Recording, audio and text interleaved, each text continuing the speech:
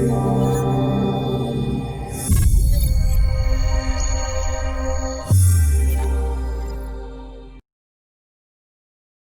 is Cabbage Cafe. I think just about official start.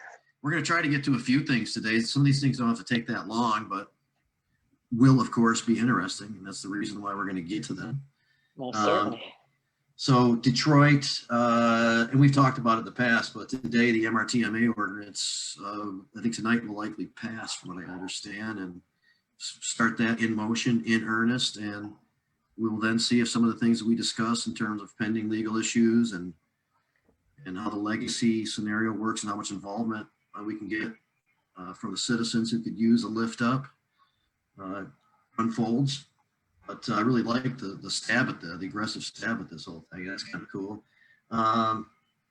So we wanted to bring up, have a quick discussion for those who care. Some people aren't even concerned at all with this, but those who use retail stores and dispensaries sometimes prefer what's called the deli style service as opposed to prepackaged products. And we'll talk about that for a second. In fact, Rick recently got involved in some conversation or wrote some things about that recently, if I'm not mistaken. I did. I got the idea from Rick posting something about it somewhere. And then we've discussed on here before that we were looking at some possible challenges over the lame duck session with some amendments to cannabis laws. And although we haven't gotten through this time period yet, we'd like to believe that we may have dodged a bullet this time around, and these discussions are going to go into the next section. And we'll talk just a little bit more about that when the time comes. But one thing that I really wanted to get on record, maybe turn it over to Rick, spin around, and we have this small group, maybe a couple more will join us. And we do have a couple of really good guests today too. Luke Wiebenga and Rory Gould. Rory's store was closed down by judge's order, and now it is back open. So we're gonna get the story on how that went down. I'm interested in that anyway. And Luke is an advocate, and he's been all over the country doing stuff, and he has a testimonial. He's got an organization where they do educational stuff for medical marijuana and industrial hemp, and we'll get his story too and what's going on with him, and get that stuff on record too, because that's always interesting and some good stuff. But there was a recent study that's published in JAMA. Man, I wish I could tell you what it stands for off the top of my brain. Journal of American Medical Association. There you go. I wish I could, but I can't, but I don't have to, because there's a village here that steps in and takes care of it when necessary. So I appreciate that. We all know our acronyms. But anyway, yes, we do, especially at least the in medical terms ones. Of concentrates in flour, the THC percentage seems not to matter too much in the responses. I have the study handy, I believe, right here. I just want to read a little bit from it. If I have it here, which I, for some reason, here it is. And there's it's a really brief, like just kind of an, the original question is, what is the association of legal market cannabis flower and concentrates with cannabis intoxication and neurobehavioral impairment? Finding was, I don't read the whole paragraph, but the finding was that there wasn't much difference between those who were using 70 and 90% concentrates and those who had 16 to 26% flower. And the meaning, use of cannabis concentrates was associated with higher THC exposure and potentially greater risk, but differences in short-term subjective and neurobehavioral impairments did not track specifically with strength of the cannabis consumed. I think that's something that I've experienced over time. I might have a different conversation for edibles. This was for concentrates and for flour. There was just earlier in this assessment of how the THC number doesn't really offer us that much information, and we have to try it to know, and then each individual is going to have a different response. It is not new, but just a few months ago, the discovery of new cannabinoids, THCP and CBDP, were presented, and I don't know a whole lot about it, but the THCP is believed to be part of the psychoactive effect. So if there are other cannabinoids that are part of the psychoactive effect, and we're only looking at one thing, right there, we're not looking at complete information. So I think this study kind of confirms some stuff that a lot of us already kind of thought might be the case.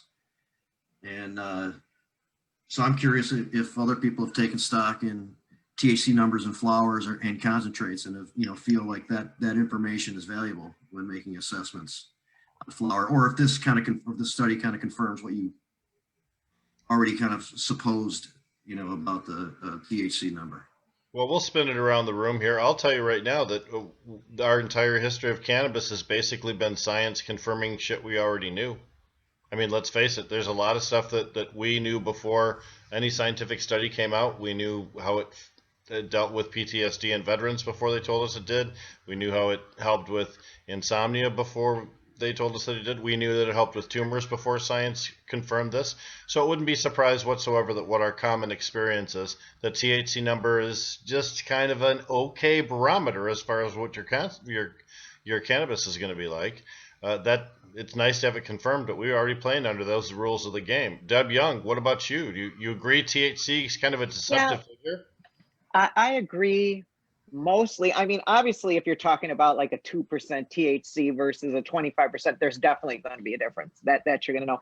But I mean, I think even things like atmosphere and, have something to do with how it affects you. I mean, think back to when you were a kid and they said, well, the THC levels were so low and blah, blah, blah. But didn't you really feel it back then? And wasn't it fun? And I think it has to do with just, people around you and how your system is set up and what kind of frame of mind you're in. And I mean, there's so many different components.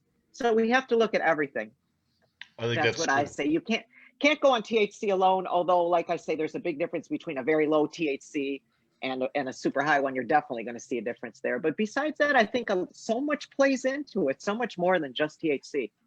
And to underscore your point, right now in the marketplace, there's a big contest. If you have 25% THC on your packaging or 29% THC on your packaging, there's a perception on the purchasing public that 29% is significantly greater. But that's really kind of a variance that may not have any kind of an appreciable difference. Jim Salame, you've done a lot of concentrates. You've been around in the retail world. You understand what the consumers are looking for, and that THC at this particular time may be the only measuring stick that most customers have to gauge quality of cannabis. Isn't that true?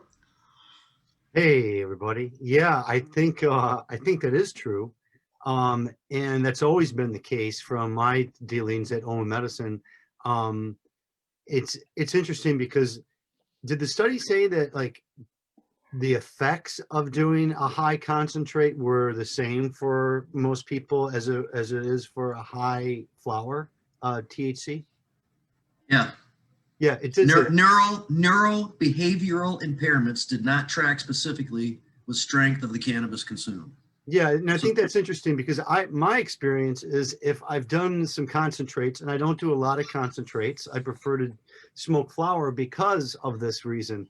The concentrates a lot of times change my tolerance for flower, and maybe that's just me psychosomatically. No, there are a lot of people that like won't use flour after they get really hooked into the concentrates. And that's a thing. So whatever that means, it might be a tolerance unusual thing. It might be psychosomatic. Obviously, that study suggests otherwise. And then, I'm to Deb's point, when it comes to smoking flower, if you look at some of these percentages of THC and CBNs and CBCs, and we don't get enough of the other unknown cannabinoids that are there.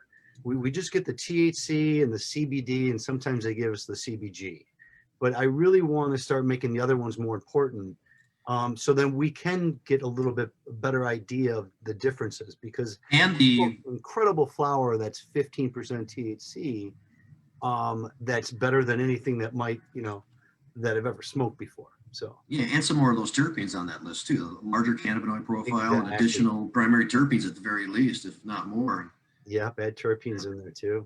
There's we'll get to Colin here in a second, but in East Dallas at Botanical Company, a strain called Cal Kushka is one of our fan favorites, and in fact, it's one of the ones that Redemption uses for pre-rolls. Yeah, I smoked it. And sometimes that comes into our store with a test for 30%, and sometimes it comes into our store to test for 15 or 16%. It's always awesome. It always tastes good. It always has a great effect.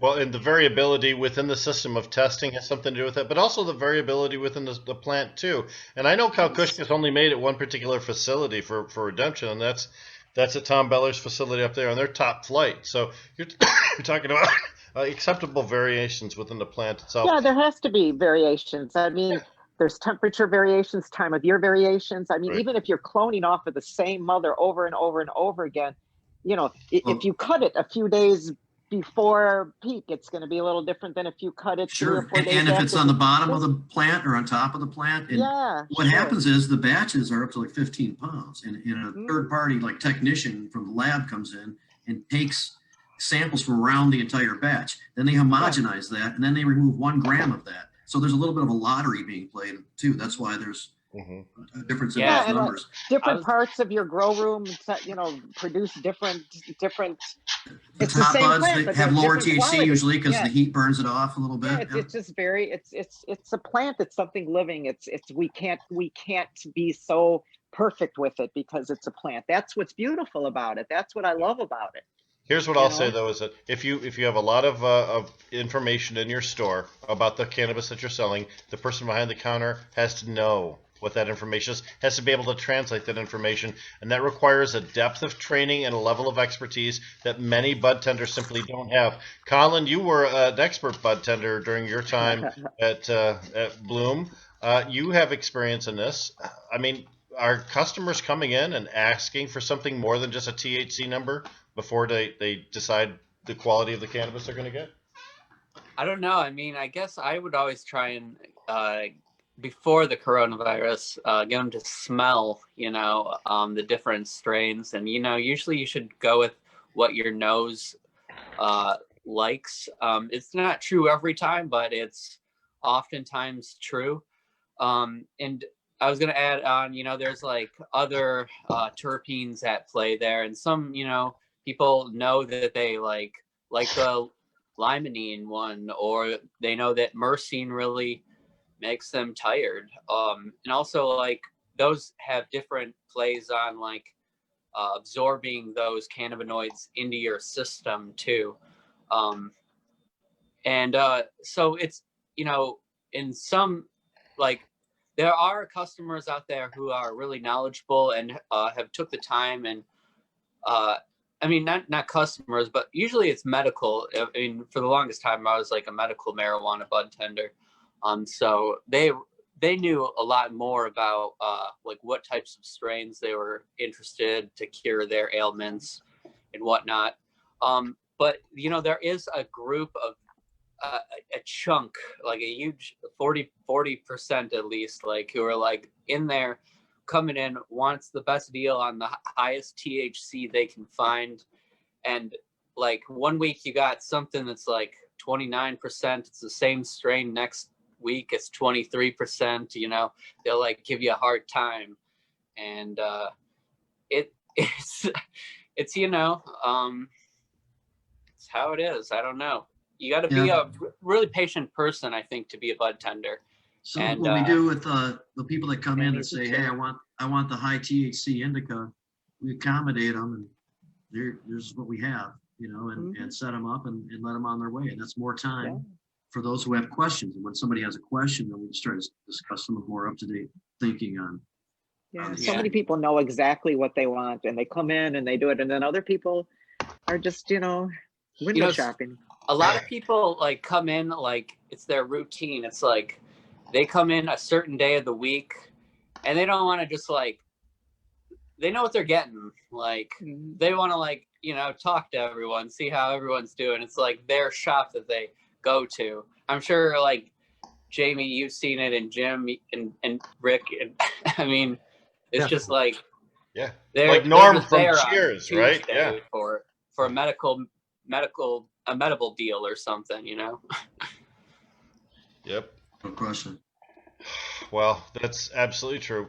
We see all kinds of purchasing trends, and that, we talked earlier about the difference between deli style versus prepackaged cannabis, and that'll be a larger question that we have later on. But what we're really talking about is how best are places able to serve their patients, how best are able to serve their customers. And as Colin mentioned, some people could not care less. They only want to see the THC number, and that's the only metric they're interested in.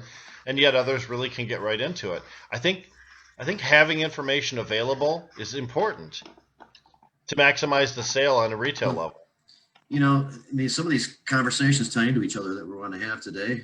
Yeah. And the deli style versus prepackaged stuff has to do with the service and accommodating what a lot of people in the market, you know, like to have, and the distinguishing between offering up this information competently and having this type of service as opposed to somebody just kind of facilitating the transaction, and particularly when these laws get homogenized, and that's, you know, kind of related to the lame duck discussion that we had. I know at the botanical company we go out of our way to make sure our people are ready to have these conversations. When these laws are homogenized, we'll make sure it's clear that we continue to care about the health and wellness and the medical side of using cannabis.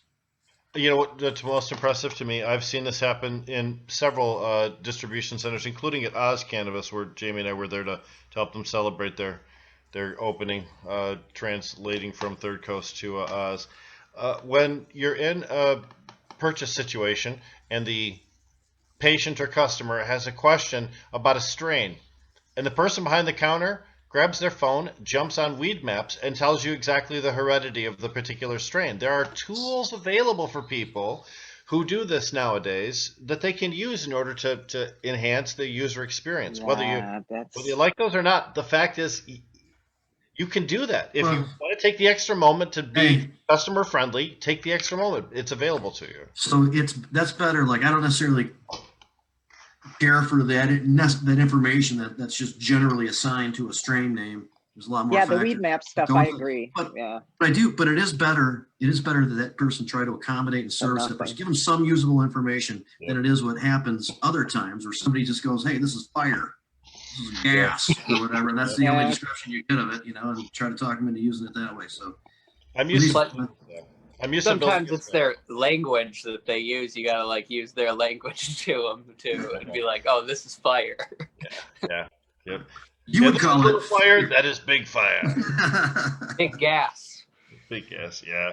Well, you know, the thing is, if you're trying to create a lasting, durable relationship with your customers, if you're trying to create clients out of the people that walk through your front door, then you have to develop a personal relationship to a certain degree, and you have to display competence. Displaying competence is not grabbing a set of prepackaged 8s. Grab me 3 8s off the back shelf, the ones in the red package, ring them up, throw them in a paper bag, say later, and then go to the next guy. There's no interactivity there. There's no expertise displayed. There's no personal relationship.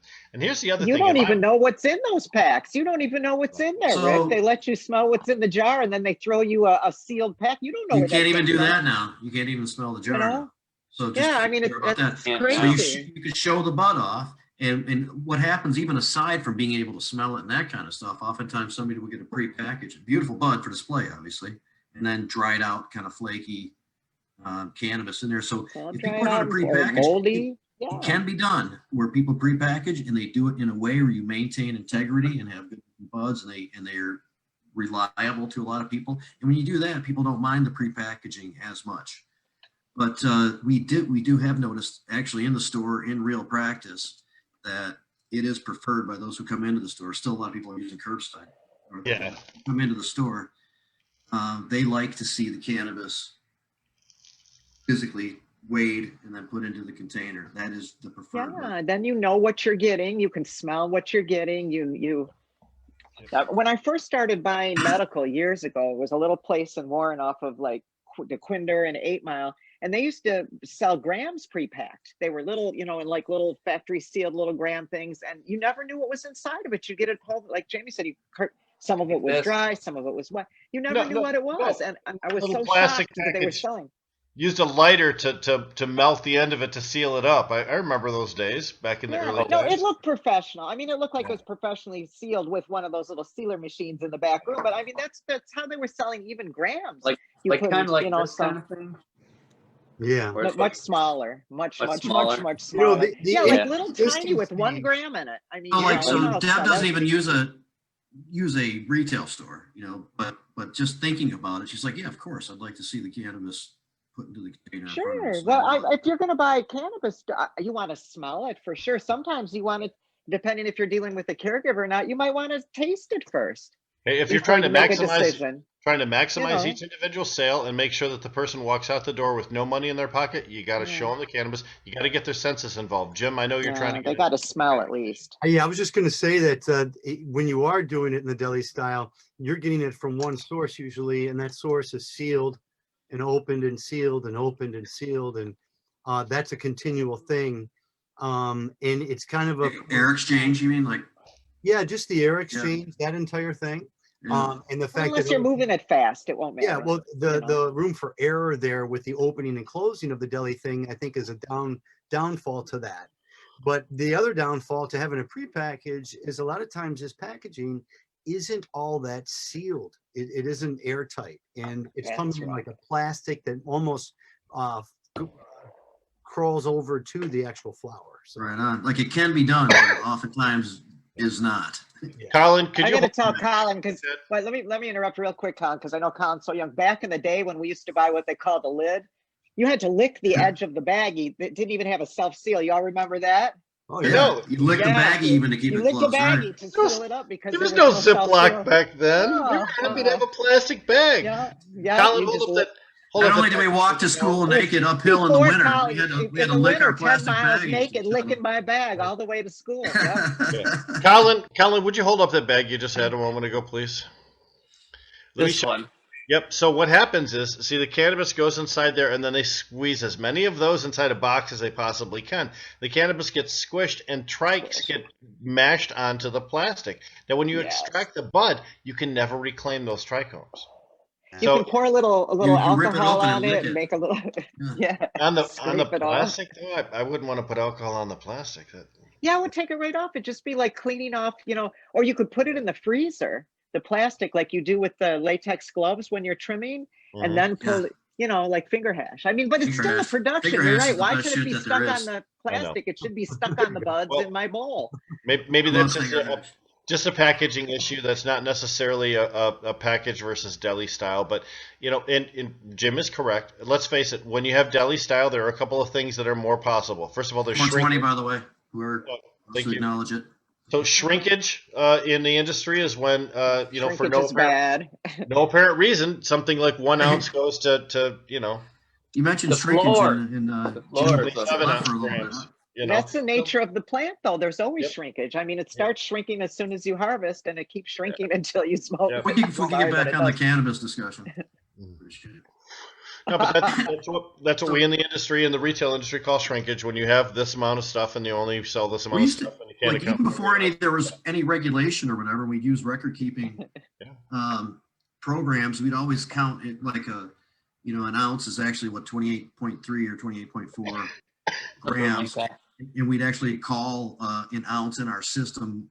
I forgot what it was exactly, but something like 26 grams or something like that, just to account for that loss by shake Yeah. and drying out and all the different things that it might go through. And But And Rick is again- right. When I worked at the supermarket, anything we threw away, we called shrink. So Yep. we were dealing Right. with perishables. I ran a flower department, and anything, and I had to scan out all my shrinks so they knew what the shrink was every day versus what I sold. And yeah, so that's the terminology. But Yeah, but shrink- Jamie's also correct. What we were saying is the product itself does get smaller as time goes on, and it loses moisture. So Yeah. Go ahead, Colin.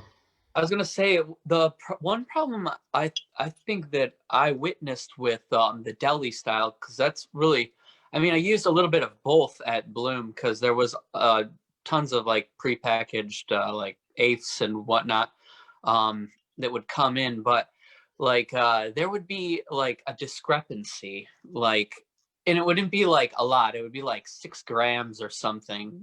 And so then it's like, oh, well, what happened to these like 6 grams? And, I'm sure like maybe one or two went to the floor, but it could be like 2 of those grams were just like moisture that had like shrunken. No, for sure up. they do. And then When they'd be I- like, there was like, what are those QR codes? And everyone would be like, they'd get like upset about like the QR codes, not like what, like, and when you type into the system, if you have 2 batches, there's 2 different QR codes, and it would sometimes like you'd put in like like a quarter of like garlic cookies, and it would take like this 2-gram left garlic cookie batch and like hook it to that, and it'd be like, can't do the sale. And it was like a shrink like problem that like you would have to like actually go in and pick and go to like the garlic cookies and pick the right QR code of the batch number, because there would be like these weird little things that would happen. And those are computer problems with the metric system, which is the overruling statewide cannabis processing system, which dictates how much you've got in your particular store based on what you've sold according to the computer, not according to reality. Yeah, and it would just be like awkward sometimes, because it's like you're just like having to keep this customer there to get like somebody over to like override whatever, so that you couldn't ring it like 2 grams on the old code and then the rest of it on the new code, like split it into like two that sale. was like some like the in the early first, when like metric and it became, you know, the MMFLA, there was like a lot of questions about that. Some of that stuff has been worked through in the meantime. Yeah. And so it's like, and also I just want to frame for like the issues with the opening and closing and stuff like that. So there are containers that are a little bit bigger that have the packet that are sealed properly, that have the packets for moisture control and that kind of stuff. And that's how it's primarily stored. Smaller jar for availability for sale out on the floor for the day, or for less than that. And so it's not like this amount that keeps on getting, you know, open and close. Yeah, so it'd be it'd be like you put an ounce in a small jar, whatever, and then it just keeps turning over, so you're getting rid of it quickly anyway. Yeah, that's the whole thing, is you don't want to be stuck with stuff, because I know when I fill jars at home when I'm harvesting, and it's 3-ounce jar, we get a 25% shrinkage from the time we jar it to the time I unjar it, you know, 45 days later, ready for sale when it's done curing. So you get about a 25% shrinkage on there. So I know you're going to get it in the stores too. You know, it's a living thing. Pushing flour a lot faster too. So you have to kind of gauge what you have. It's like any other fresh business. When I was a florist, you have to gauge, you know, exactly what you have. It's a crapshoot. You know, are you going to sell it? Is the stuff's going to go bad? Is it, you know, so it really is. It takes somebody who really knows how to watch inventory and know what they're doing to really get a hold on that. And you can understand why a company run by a bean counter hates shrinkage, right? They hate it when the column doesn't add up on the left side to the same number it came to on the right side. Drives them crazy. It's not predictable. Why? It adds ambiguity to a system that they thought they had as a closed and locked down number. Yeah. So in that instance, you're going to see some people in this industry maybe run through some really good people, some really good bud tenders, because they can't understand why consistently they're losing a couple of grams every shift, and they may think something nefarious is going on, but they just don't understand cannabis. But the fact is, that shouldn't be a reason to not do deli style, just because you can maximize the number of grams sold. The thing is, you're trying to get the most money out of that guy's pocket. When Colin walks into my store and I'm a bud tender, my goal is to make sure Colin buys something before he leaves, and secondarily, that I get as much money out of Colin's pocket as possible. Take the last dime off the backs of the sick and dying. Yeah, that's correct. And that he comes back. You want him to come back too. So. I do want him to come back. One thing that I was gonna say people love is like just to like, instead of smelling like the little jars, just to like for me to like turn around and give them one of the big ones, and they just like there's like a jar, yeah. And so look, when I'm looking at something and it's prepackaged, all I see is a name on a freaking line of what's for sale up above there. I'm buying something based on its unit price and based on its title, not based on any characteristics or any qualities that I could really translate into a better smoking experience. So and that's why oftentimes they feature big pictures of things up on those. Still not acceptable. But when you're talking about deli style, now you're involving scent, you're involving to a certain degree touch, you're also involving dialogue, which is an intellectual stimulation too. So you have all these different buying cues. You're likely to get every dime out of my pocket when you've got the cannabis that I'm actually looking for. Yeah, I agree. I totally agree. You know, so prepackaged is a way to make the processing more streamlined and possibly a way to be more technically accurate from an accounting system, by the way. But it turns a legitimate purchasing experience into a Starbucks experience instead of into an experience with a trained professional in the industry who can guide you and get you to be happier with your purchase. One thing, like regardless of like the if it's prepackaged or if it's deli style, I think one of the big problems is like the waste of all of them, though. Like I was holding up, I don't know what I did with, I have this big kind of sheet here, and I have like a bunch of these different sizes, like, and I just wish there was like a way we could like recycle them. Yeah, what do you do Single-use with them plastic. too? I agree. A lot of those are yeah. recyclable plastic, and I know at Botanical Company, we take containers from wherever they came from, if you want to Yeah. eat cannabis containers. Some of the packaging we see though is just ridiculous. I mean, I know Yeah, it's gotten like- a little bit better, but I remember the first time I went out to Q's place and I bought just some concentrates, and the stuff came like triple. I couldn't even get some of the stuff open. There was like, sealable plastic zippers that you Yeah. had to cut. I mean, it was just insane. There was and I like thought this packaging has got to cost with more like than a the box product. with like one of these in the Right. middle, like Yeah. That's Just exactly crazy right, stuff. Colin. Mhm. I've Yeah. seen that too. And you know what? And Look, go ahead, Deb. No, I was just going to say it's just such a waste, especially when we're so conscious of the environment now. It just doesn't make any sense. The packaging seems to cost more than the product, and then what do you do with the packaging As it afterwards? does, yeah. Even if you take it back, what are you guys doing with it at Botanic? You're reusing it, or I mean, what are you doing with it? No, you can't reuse them. We just bring it Just to the courtesy, we'll take it back. Yeah, but we take it to, we recycle it. A lot of them are Yeah. recyclable, and then Yeah. that's what we do with them. But we are looking at like biodegradable types of packaging. Yeah, I mean, or hemp plastic and some other stuff too. So hoping can't to you get bring into your that. thing back in and you put your new pre-roll into the old package and you walk back out? It's like a reusable. Look, if But, if you were serving We don't deli do that. style, if you were serving deli style, someone could bring in their own jar. You could weigh what it I'm out, saying. and then you could dump it directly into their jar. Into their jar. And Yeah. you might even give them a 50-cent discount on their sale because Yeah. they're bringing in a reasonable thing. You'd be surprised how much a little teeny thing like that really draws people to do. And how many something. times do you tell them to at the store, I don't need a bag? So just, I'm buying six Right, pre-rolls. Just let me exactly. take 6 pre-rolls. I'm going to Probably- throw them in my pocket. Like, You Want know, to be in control of it from start to finish with no other container I know it's the law. It's just involved gotta at be all. packaged, And then but when whatever. something leaves, it does have to be in a bag and stapled and Yeah, stuff that's what like I'm that saying. too. So, It's just so much extra adding on to this, well, it's just getting started. So we're gonna have to get through a bunch of crap for look. We're gonna have Luke coming up. mhm. Well, we actually have a very good audience with the director today. We had a great talk with Director Brisboe, but we'll talk to Luke. What's up, man? Luke, oh, he's got it connected. How you doing? Hey, how's it going, guys? Very good, man. Love it. Very good. Glad you could join us today. Well, Definitely thanks. appreciate it. Thanks for having me. I truly appreciate it.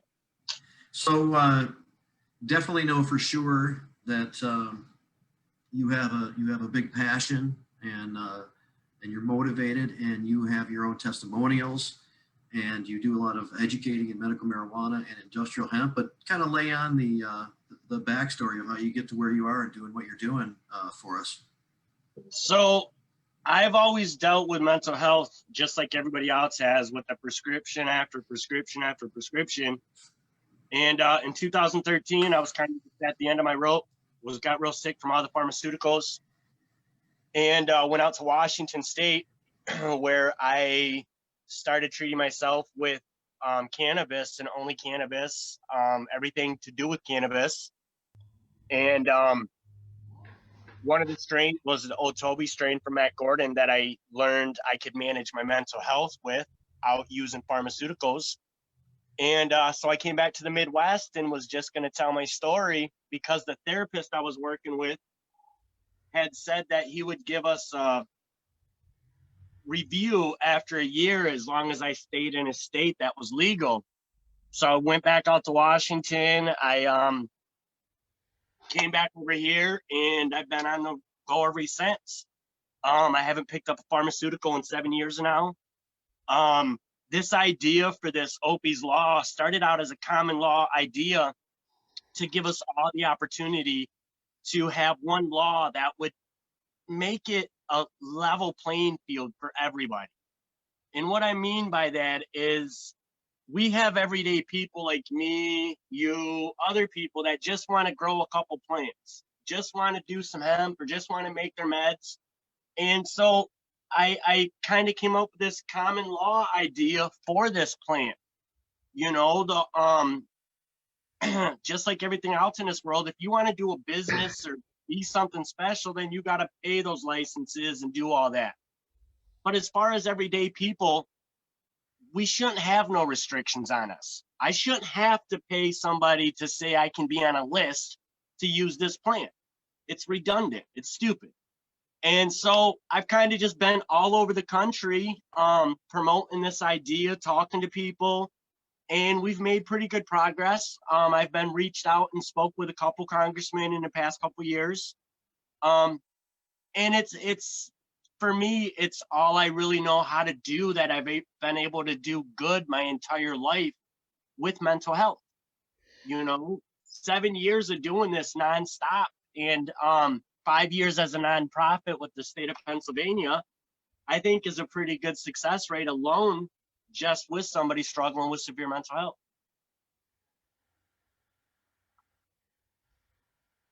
Jamie, you're on mute.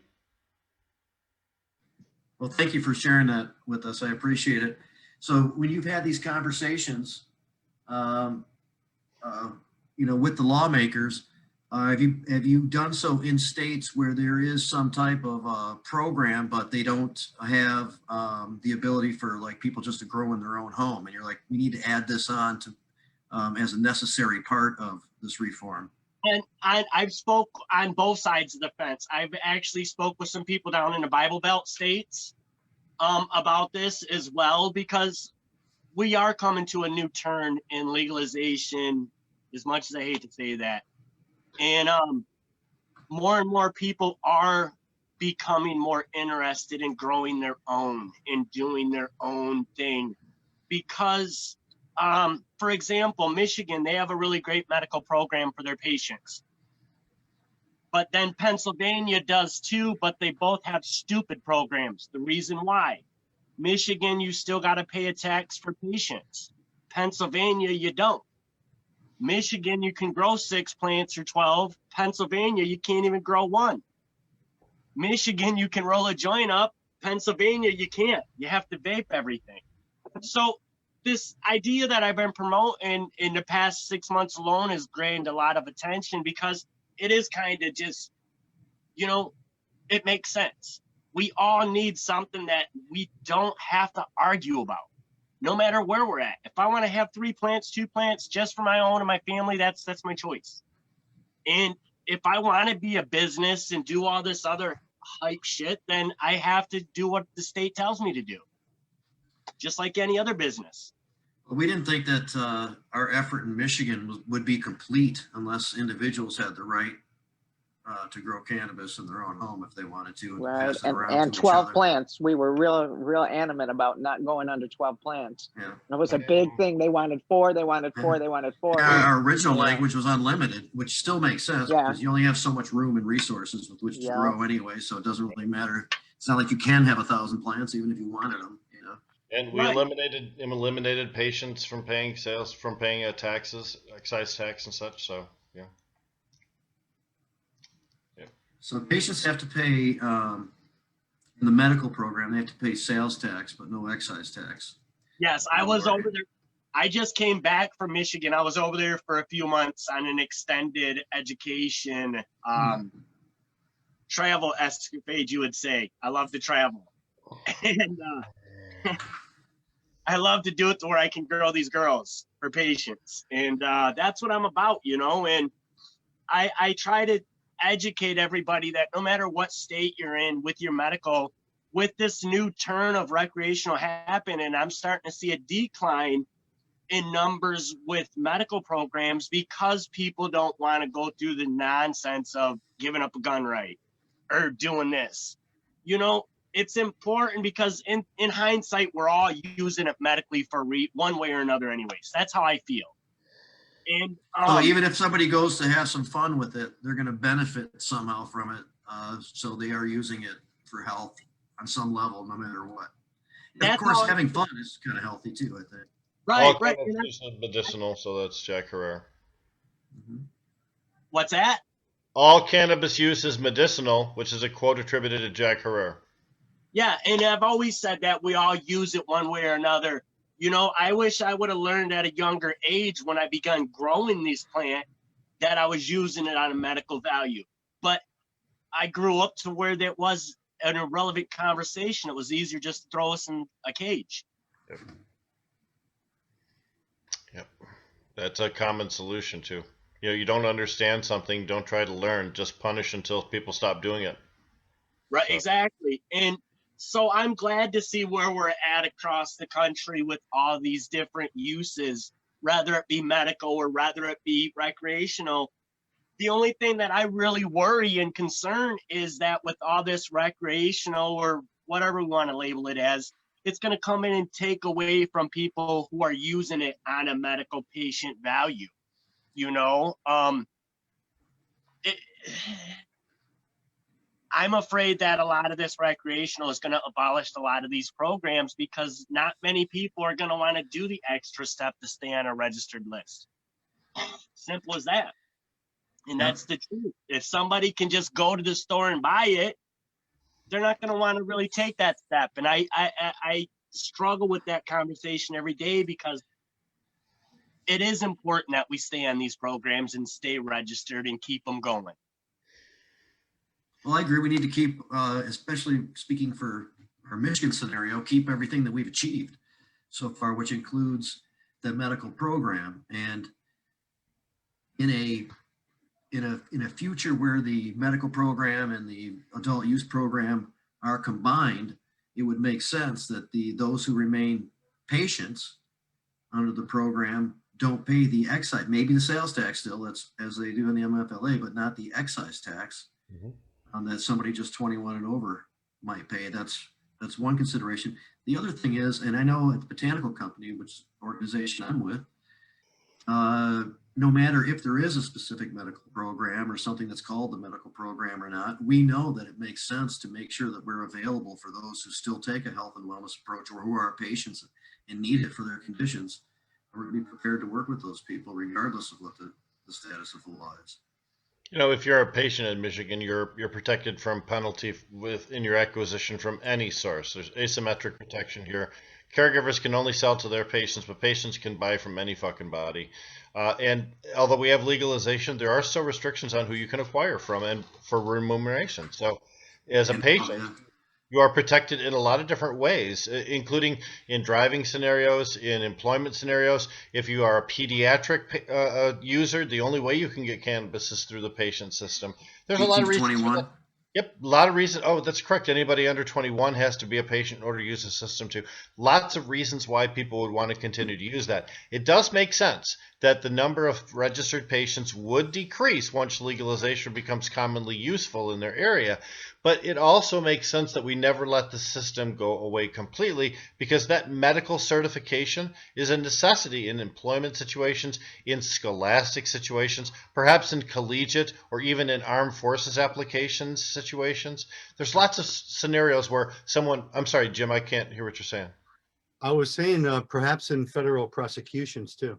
Yep. You know, eventually, I know they love to throw out state law when they prosecute federally and ignore what our freedoms are. But I think in the decision whether to prosecute or not, oftentimes a person's compliance with state medical law has to come into effect. So there's just so many reasons to keep the patient status in Michigan. And I'm sure in other states too. I've always been a believer of that money going into educating, the money from taxes going into educating either law enforcement or just the general public on the medicinal aspects of cannabis, because we can't lose the fact that plant is so powerful in so many different diverse ways for so many different people.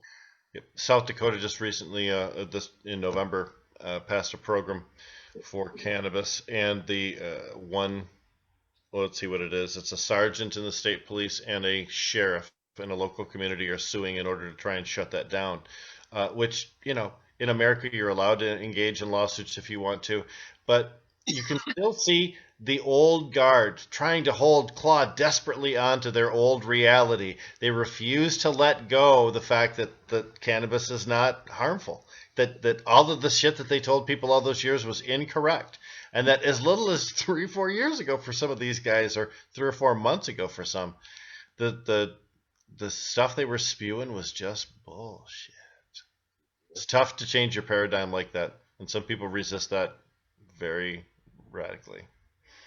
I just, you know, here in Michigan we see the same thing too. We see people that still want to criminalize people over cannabis. We also see people trying to gain business advantage through cannabis or gain financial advantage through cannabis, even though that's an industry that they once tried to snuff out with every fiber of their being.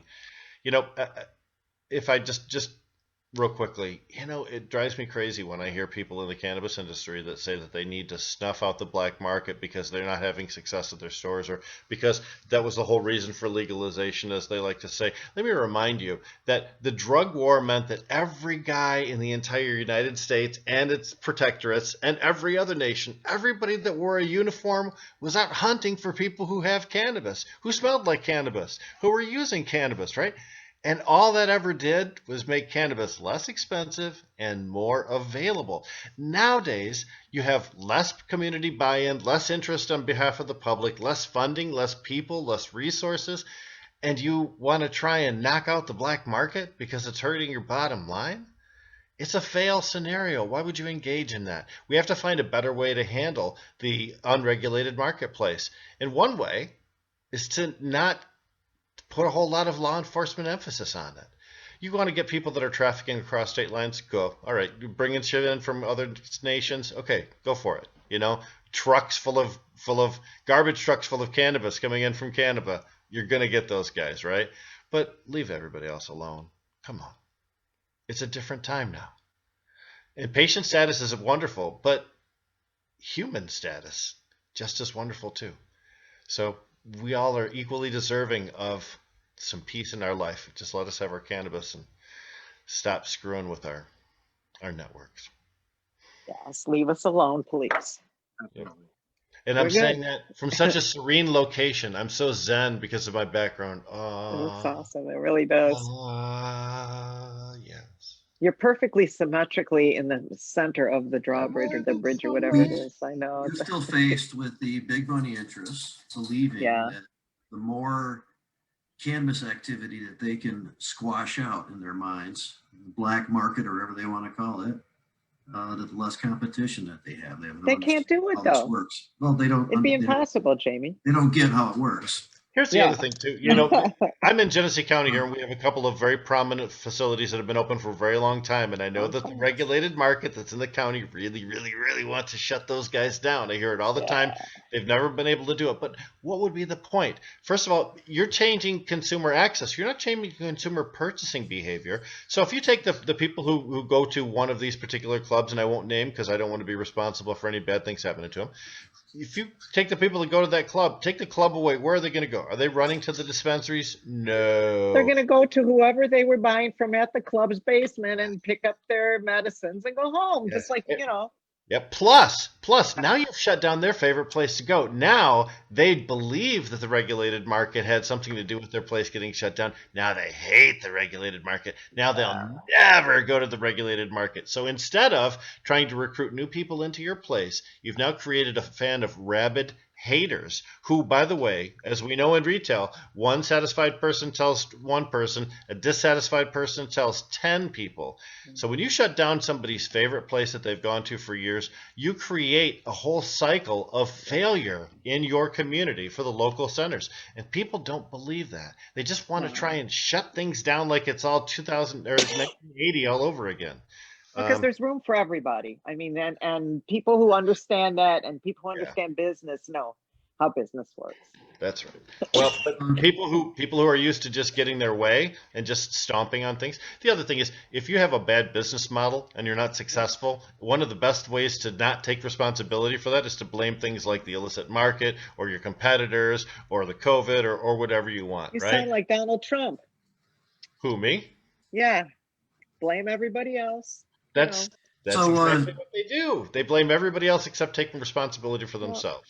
speaking Yeah. of that, the restrictions lately from the pandemic, Luke, how's that affected the work that you're doing? You said you were able to travel to Michigan for a while, but obviously the events aren't going on.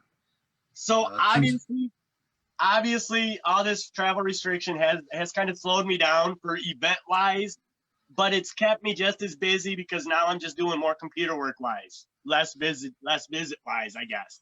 You know, like I said, I go between here and Michigan because I got people over there that we help and work with and do things with. So right now I'm not really hindered too much by it. I got to do my little quarantine and all that, but you know, the world. the magazine out here in Pittsburgh, Kind Heart, they keep me pretty busy, so I always got something to do. What do you do for them? What do you do for them? I do some writing for them just as well, Kind Heart Media. You can find them on our link, on our page.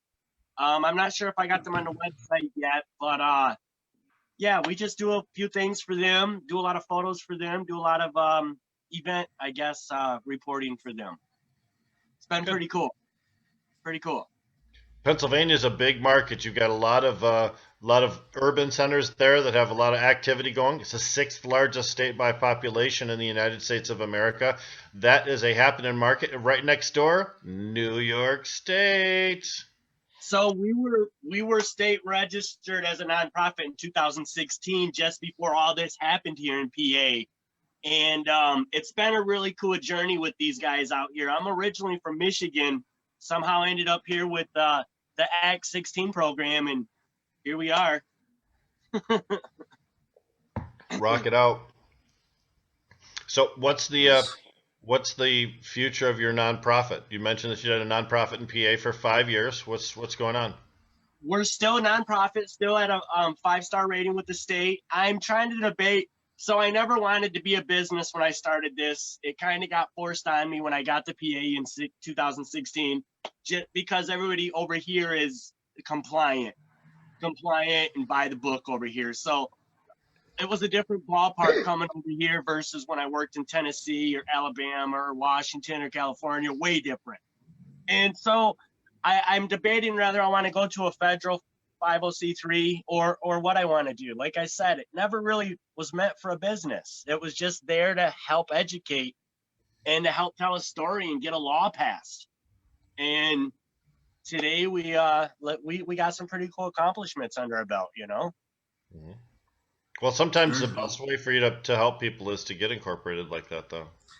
So, Yeah, go ahead. No, go ahead. You were about ready to continue on with this. So like I said, when I started this, it never even came to a business platform. And I wanted to keep it that way because when I came into this in 2013, I started seeing so many people appearing out of nowhere and coming into this industry. And I've been fortunate enough to be brought under some really cool wings that have helped us stay on a good path. And I think the way we've been doing it, the way we're going, is worked by the universe's standard, not mine. Because again, the acronym for Oppie's Law is other people's passion is everyone's success. So it really don't got nothing to do with me. I'm just a messenger. Right on. So what's going on with the industrial hemp in Pennsylvania? Les Stark has done an awesome job at getting industrial hemp up and going here in Pennsylvania. There is quite a bit of production from what I'm understanding. I have not yet been to a facility or a farm yet because, again, I just got back here about a month ago from being over in the Midwest, and the COVID shut everything down. So PA is one of those cool states because you got both this medical program that's amazing for patients on some standards, right along with the industrial hemp. It's pretty simple from what I understand to get that hemp license here in PA. And I would like to see more hemp as I do this traveling across the country and other places. Just huge fields of it. You know, we don't see enough of it. We need to see more of it. Sure. Hey, so before we kind of wrap up, how can people get a hold of you or your organization or see what's going on with your efforts and that type of stuff? Well, they can always find us on Facebook, Instagram, under Oppie's Law Group, or you can find us at oppieslaw.com. Go and check out the website. There's a section in there called Others in the Industry that I've kind of put together with all different people and different ideas. We'll get you guys up there as well, if that's okay. And it's just to kind of help connect people. Because again, it's about all of us doing our own little individual thing that makes this world a better place. Cool. Agree. Yeah. Yeah. Thanks for doing all the stuff that you do, Luke. I'm glad you were able to come on today, and good luck with everything else that you're working on. And we'll be in touch and maybe get an update in a little while. Most definitely. I'm very honored you guys both rock, and I really appreciate it. I really do. Thanks, Luke. Thank you guys very much. One love, guys. Bye. Have a good day, man. All right. Good stuff. Used to be that activists were able to travel across the country and do things in different states. And, you know, that's sort of been absent here in 2020. And a lot of people have had to modify their game. They've had to, you know, up that computer knowledge and make themselves go viral. There's a lot of people that dropped out of the system because they just couldn't do that, couldn't make the change. Russ Belville has rolled around from a couple of different places. He's currently doing his own broadcasts now. He used to work for High Times and other things. Sometimes people can adapt to any circumstance. Other people just fold. Tough times make for tough people. Yeah, that dude's pretty cool. I've seen him under a few different angles of talking about information or some media source of some kind or whatever. He's always finding a good niche, getting an audience. 2014 was the year that we did the Colorado and Washington went legalization. And on that broadcast night, you did a national broadcast. I broadcast as the Michigan representative from Cannabis Council in Detroit. It was amazing as these numbers were coming in, because it wasn't just them. We had, I think, 12 in 2014 local initiatives for things. Just an amazing amount of upswell nationally of cannabis liberalization in 2014. We still see it now, but all the easy targets are gone. I mean, now it's the really tough guys, the Mississippis, the South Dakotas, you know, the ones that you knew were going to be the last ones. Texas. Yep, the ones you know were just going to be the very last ones. Idaho. So yeah. They will, though. They will. They sure will. We're knocking it out. Five different states liberalized some form of cannabis laws, plus DC with entheogenic substances, and Oregon with all decriminalization. So it's I mean, when we talked about popping the drug war bubble, that's exactly what it is. When you pop that drug war bubble, all of its sins are revealed. So now you're seeing the truth.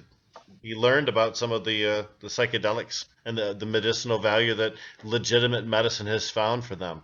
And what we really need to do is unfetter research to let people actually go for it. Part of that is letting them grow cannabis for research purposes at more than just one place in the USA. Under Donald Trump, they passed a rule that said that they could have more than one place to grow cannabis other than the University of Mississippi, and yet they have not licensed a second grow facility, because this is one of the many ways in which they slow down cannabis progress without actually trying to be public about it. See ya, Donnie. Yep, bye. Dr. Sue Sicily, hopefully she'll find a much happier administration to work with so she can advance her patient. I just read, by the way, too, that the National Hockey League's Alumni Association was going to do a study about cannabis and CTE, the repetitive head trauma syndrome that's seen by athletes. But unfortunately, due to COVID and other issues, they're probably abandoning it, and they're going to go to more of a referral service for their vets as opposed to actually doing a study on them themselves. So Well, thanks to Darren McCarty for all his work and awareness in the hockey field. Larry You DePalma know? too, Darren Yeah, and Larry, right. both of them helped us with MI Legalized in the 2016 and 2018 campaigns to get the word out about it, and also we provided them a format for them to talk about their own personal experiences with Yeah. cannabis. And I'll tell you, It's been helpful. Like those guys have earned some reach. I mean, especially Darren is, obviously Red Wing with 4 Stanley Cups around Detroit area is legendary Yeah. status. Nobody Use that does kind not of know reach him. to get this information out. It's been really helpful for us. yep, we've seen some Detroit Pistons, some bad boys. We've also seen some former Detroit Lions. John Sally. We've seen a lot of Derek different. Coleman, yeah. Yep, Mr. Sims, right? Who spoke at Hash Bash. Megatron. Yep. So we've seen so many different people come out from the sports world for this, and the entertainment world. Of course, I think it's no big surprise that there's entertainers that have been using cannabis for a long time, especially in the music industry. But I'm always excited as we talk about the mainstreaming of cannabis. I'm always excited to see how old people came out and are now telling stories of their old usage and what they did way back when. It's okay for them to tell the really wild stories that they've Some been. young adults now who grew up like with cannabis being part of some the law and being able to be used and grown and distributed on some levels throughout most of their lives. You know, I think somebody, that's Colin. I mean, Colin, you've almost come of age in legalization, right along with legalization, right? Kind of. I mean, in 2008, I got to vote for medical marijuana, and I was 18 then. And Good. so I was like, basically thought it was like legal after that. I didn't realize I had to get a card and everything until about like 2013 or 14. You're just raw dogging it the whole time, right? Just for 3 years running rampant in the streets. Yeah. But you grew up with your whole adult life based around some Yeah. kind of cannabis law. And That's Yeah. quality. So, and then I was like 25 when I like started, 24 or 25 when I like started saw like the marijuana petition. And well, I was arrested when I was 23, so it was like the next year. So yep. arrested, you said? Yeah, I was arrested for marijuana from my neighbor calling on me. They just moved there from West Virginia, and They get away from the potheads who they live next to in West Virginia. Yes. yeah. So I don't know. And then Juvenile delinquent. Potheads or moonshiners, take your pick. Yep. Then I was on probation for 6 months, and then my probation officer, she was the one who said I should like get a card, and I went with my cousin to the dispensary like in May of 2014, and I met Jim. Well, Jim was there. There was another girl there who I was like, Jim took my cousin back, and because he had a card, and this girl gave me like the card for the doctor, and so I just the next day I just called the doctor and I had like a marijuana card. Wow. Next year I signed the petition and I like it's like this looks kind of fun. Like if I could do this, like, and I think I would be better like part of history or something. And in case that like happens to any other younger person or whoever like gets busted for marijuana. So yeah. Yeah, that's really fucked up that you're just like around your own house even, and right? Because the neighbors. Well, it was an apartment, so but like yeah. He was growing in the public area. Your own home. Your own home. I didn't have like too much. Honestly, I didn't have a caregiver, but I had like, a person I was like going to meet up with in a couple of days. I had like 2 grams or something. And that was like Honestly. Oh, Did you- that's a cop that just wants to push something when he gets you for 2 grams. That's Yeah, well, if they get called out, they're going to make something out of it. I know. Yeah. Boy.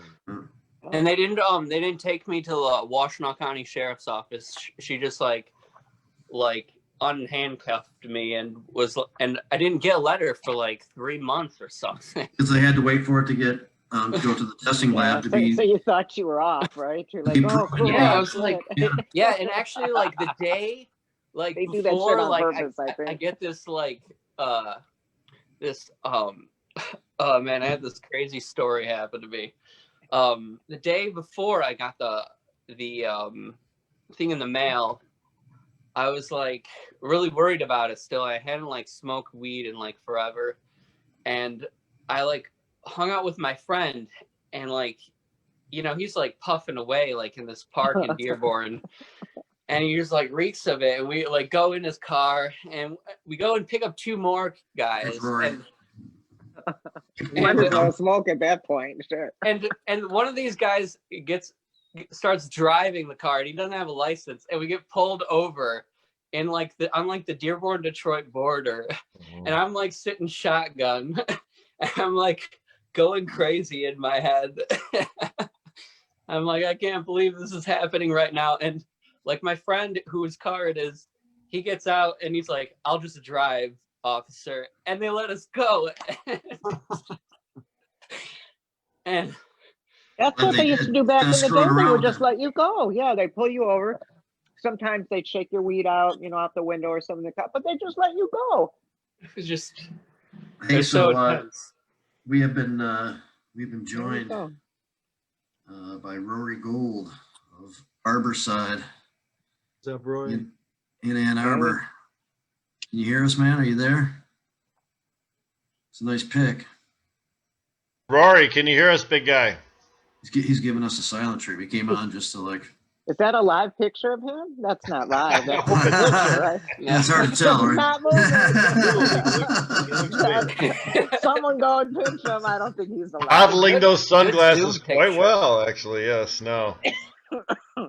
That's funny. That's funny. Well, Rory, for our viewers before he comes He's on. coming on. He's coming on. Go ahead. There he is. I still don't see Rory. the shot. Rick, There There you he are. is. You are on. Okay. We're going to get a video? Going to get a pic? I think it's cooler that just that, you know, freeze frame thing. Oh, in his That's a face. good Kinda representation cool. of Rory right there. Man. Probably won't look any better than that. You're saying? It Okay. looks All really right. cool. Yeah, I agree. That's You what You you're can throw on your Roll video with if you what we want at any got. time, Rory, but you're all right. There he is. Yeah, yeah. Yeah, much better. Very Nice. pleasing. Yes. Oh my, it looks like he's roughing it. Sorry, man. Are you okay? it looks like I'm roughing it. Look behind me. Oh, wow. No, we are. It's clear that you're not in Ann Arbor right now, Rory, right? Yeah, I'm not in Oh, he went back to man. the screenshot. Okay. Yeah. So congratulations is an order for us from Jazz Cabbage to Rory, because Arborside was fighting a legal battle. Looks like they had lost a legal battle, and then for some mystical reason won themselves the right to We need- remain open. Yeah, we need to know the story on that, Rory. You're Tell us what shut down by happened. court order, and now you're back open again. What's going Tell on? us what Well, happened. this is all due to the licensing process, and then the appeals process, which I wish I would have just got licensed in the first place. But that didn't happen, and I'm still going through it. The MRA is being very tough on me. What triggered you being able to reopen after the court order to have to shut down? We were going to file a TRO. Okay. That's a So- temporary restraining order for our viewers. Yeah. Yes. And they just decided to let us stay open and go to the last leg of the appeal court. Okay. Who is the they that decided that? The Marijuana Regulatory Agency? That's the they, yes. And how Yeah, long? Not the judge. Like they said it was okay, so then the judge reversed Yes. the judge. Okay. Yeah, the judge went on the MRA's decision to let us open Okay. and skip the phase of having to see her again. So, at what point will you have completed the last section of this licensing process then? I don't know. We're going to be going to the Court of Appeals. We don't even have a date yet. So I don't think we're going to see a judge until 2021. That makes sense because it's almost the end of November now. So, Right. Well, what's their issue with you? Why are they fucking with you? Why are they fucking with me? That's a Yeah. very, very good question. I would like to know why they are fucking with me. Because I should be getting licensed. Well, they are. Yeah. So Rory, it's publicly known, right? I can describe what's going on as far as I know. Is that okay with you? Yeah, that is So- fine. So he was determined through the, subjective clause of moral character. Is this correct? Like That's what they're trying to get me on. Yeah. Moral character, right. Really, Based on what? Based on what? well, based on his description. Based on the last 10 years of running Arbourside. Running Arbourside. Okay, so you're a criminal for what you're applying for a license for. Was a previous criminal activity. That's what they're judging you by. Nothing, Yeah. Even the attorney, the administrative law judge, Jamie was there for that. He spoke on my behalf. He said that I'm not a hardened criminal. Right. But I really smoke a lot of cannabis. That sounds like everybody I know. No, in other words, 3/4 of my record is from a joint, 3/4 of an ounce, joint and a half. Yeah. 3/4 of my record is marijuana related. And Rory, just so the record's clear, the first denial that you received was from that cockamamie Marijuana Regulatory Board, consisting of Rick Johnson and all these other guys that were designed to say no to anything that had anything to do with caregivers. And very few people got through that process that had any kind of prior relationship with cannabis in this industry. Right. People that got through knew them. A lot of people that got through knew people on that board. Yep. So I knew they were going to get rid of that board, and then they did. But now there's too much power laid into the hands of the MRA. Mm-hmm. It's too much power for like one or two people that have it. So that initial denial was in 2018. Is that correct? Yes.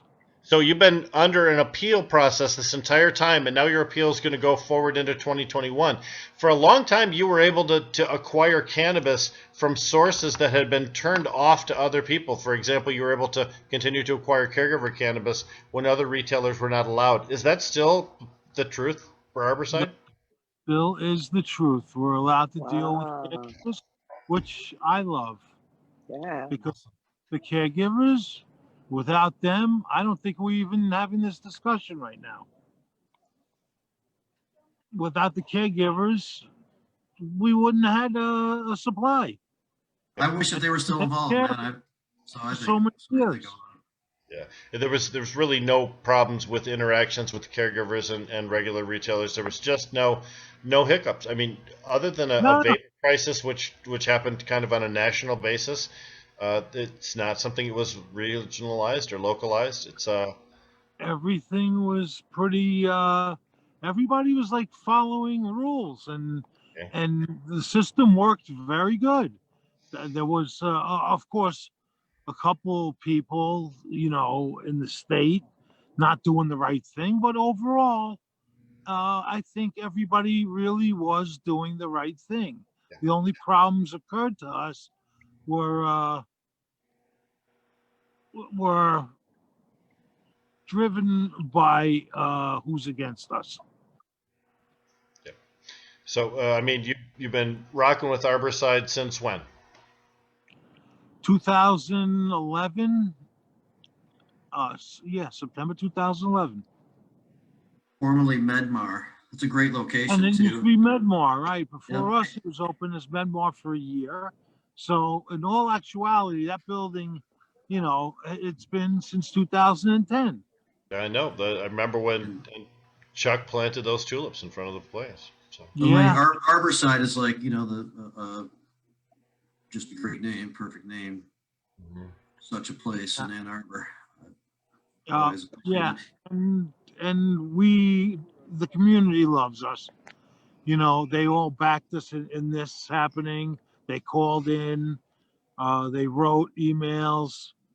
They got flooded with a lot of stuff in our favor. I mean, we do take care of people very well. Rory, are you aware of anybody else that's in the appeals process like yourself? Are you the only?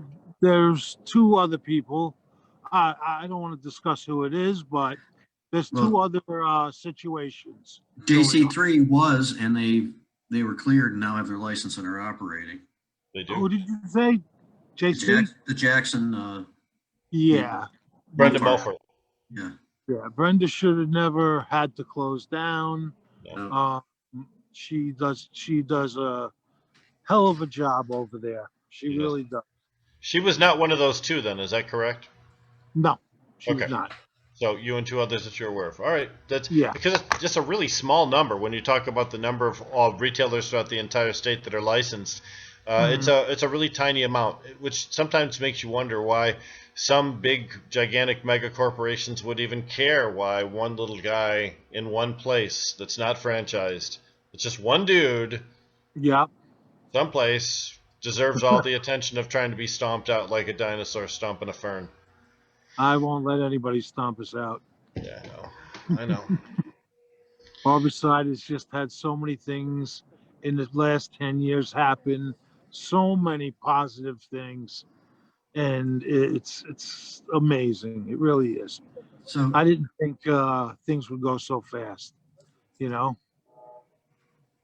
Been doing a long time. Remember the old days, Michigan Association of Compassion Centers, where you're talking about, you know, a very small group of companies with not a whole lot of resources or attention or even media love, still trying to change the world. And we did a Yeah, pretty good job. Mac was great. Mac was Ann- great. Mac was great. Ann Arbor Medical Cannabis Guild. Let's not discount those guys. They've been rocking it for a very long time too. And talk about an active organization. They really get involved with city council because they're you know, single city. It was much easier for them than the MAC, which had more of a statewide focus.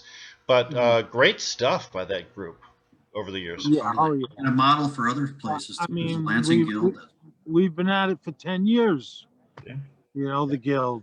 10 years of doing this.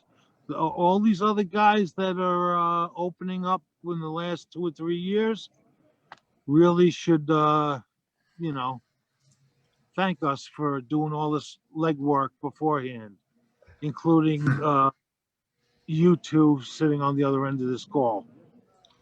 Thank you. But, you know, one of the toughest things in the early days was just getting people to get used to coming to a brick and mortar store to buy cannabis. A lot of people were interested in using our dispensaries in the early days, but they were so hesitant because, you know, everybody was suspicious of everything. It was all new. Yeah. There was Yeah. nothing. So we trained the public in many cases to be used to using brick and mortar systems. So when the regulated market came, it was no different for most of those people. And as Rory's pointed out, you've then worked together to evolve into a functional system. Yep. That could have been used as the basis, as was the original language. Now, one thing that Mac did was got the ball rolling when it comes to getting some kind of statewide recognition on these places. Yep, sure did. It was taken over by others, and I'd say Robin and Kevin can claim to have done the whole stretch from start to finish in different capacities. Yeah. But we got it started. In 2014, we almost we came right within 1 day's vote in 2014. And based on the original system. Right. Yeah, based on the original system with testing is allowed but not mandated, you know, and there's no transportation shit. There's, you know, we're concerned about every little fucking bit of it, you know, we're, you know, being tracked or whatever from seed to seed. Last day of lame duck. The last day of lame duck, they were supposed to vote on it, and the Sheriff's Association began a phone slam. 11th hour barrage.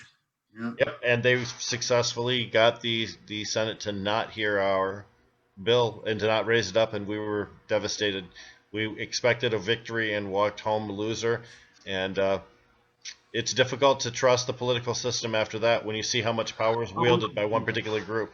Eileen Cowell retracted there's two bills, and hers had a chance of passing where I think the dispensary one got early on was kind of like probably not going to make it, but then she ended up retracting it. Hey, I'm sorry. We were very close to licensing the places in Ann Arbor. We were all put our applications in, and we had everything going, and then all of a sudden, boom! Once the state took it over, all that work for 4 years went out the window. Right out the window. But is there anybody you want to give credit to? Your legal team, people that are helping you get through this time? Partners too. Yeah. Dinsmore has helped me through. Barton Morris, his office also. Nick Galandes and Stephanie Auerbach. That's really we've had a good team, working. Barton Morris with the Cannabis Legal Group out of Royal Oak, by the way. Yeah.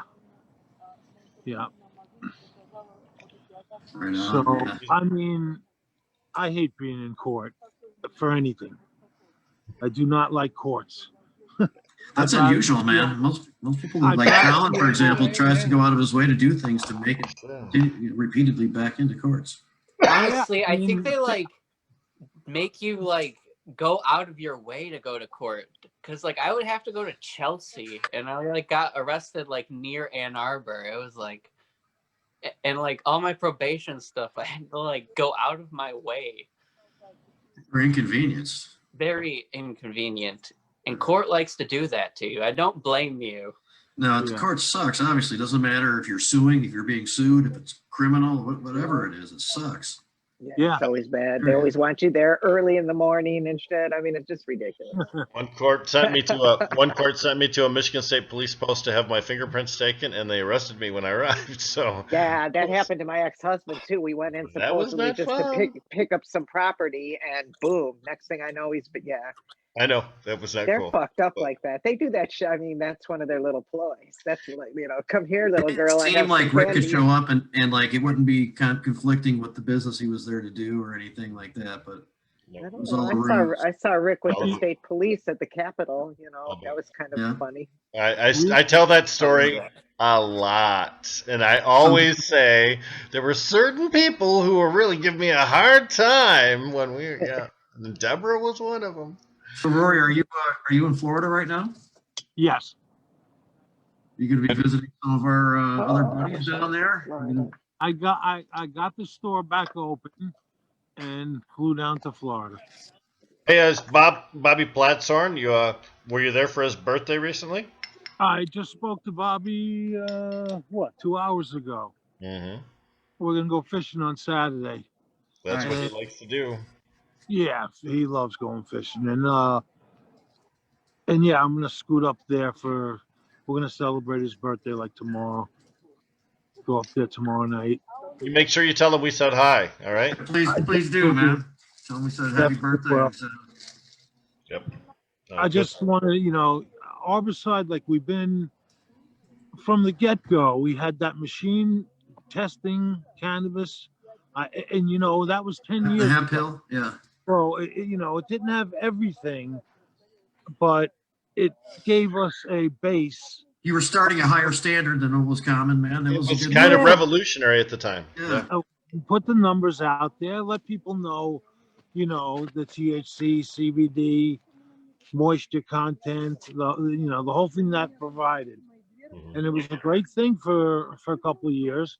And I knew I had to give it up for licensing. Robin, and I discussed this. And I said I was willing to give it up as long as we can get everything legal. And I gave up the lab.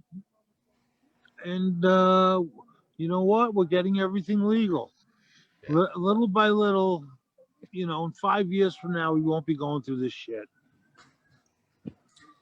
Yeah. I think the fact that the MRA decided to withdraw their request to have you closed and decided just to let you stay open during this appeals process, I think that represents maybe kind of a movement of opinion from the MRA about stuff like this, a much less dickish approach. I mean, Yeah. certainly nobody's flipping out about the danger of this right. cannabis that's not exactly through the system getting out to the public or whatever. The director's been super easy for me to work with, and Jamie and I, as part of a group, met with the director just this afternoon to talk about pending legislation. So he's been very accessible, and I have no questions or problems reaching out to him ever. So when I see people being treated in a way that I don't agree with from the MRA, I'm wondering which division of the MRA is responsible for that. So, I mean, I think it's at the top. Yeah. Yep. I mean, after all this COVID, 19 depression, and what's going on, they decide to shut us down.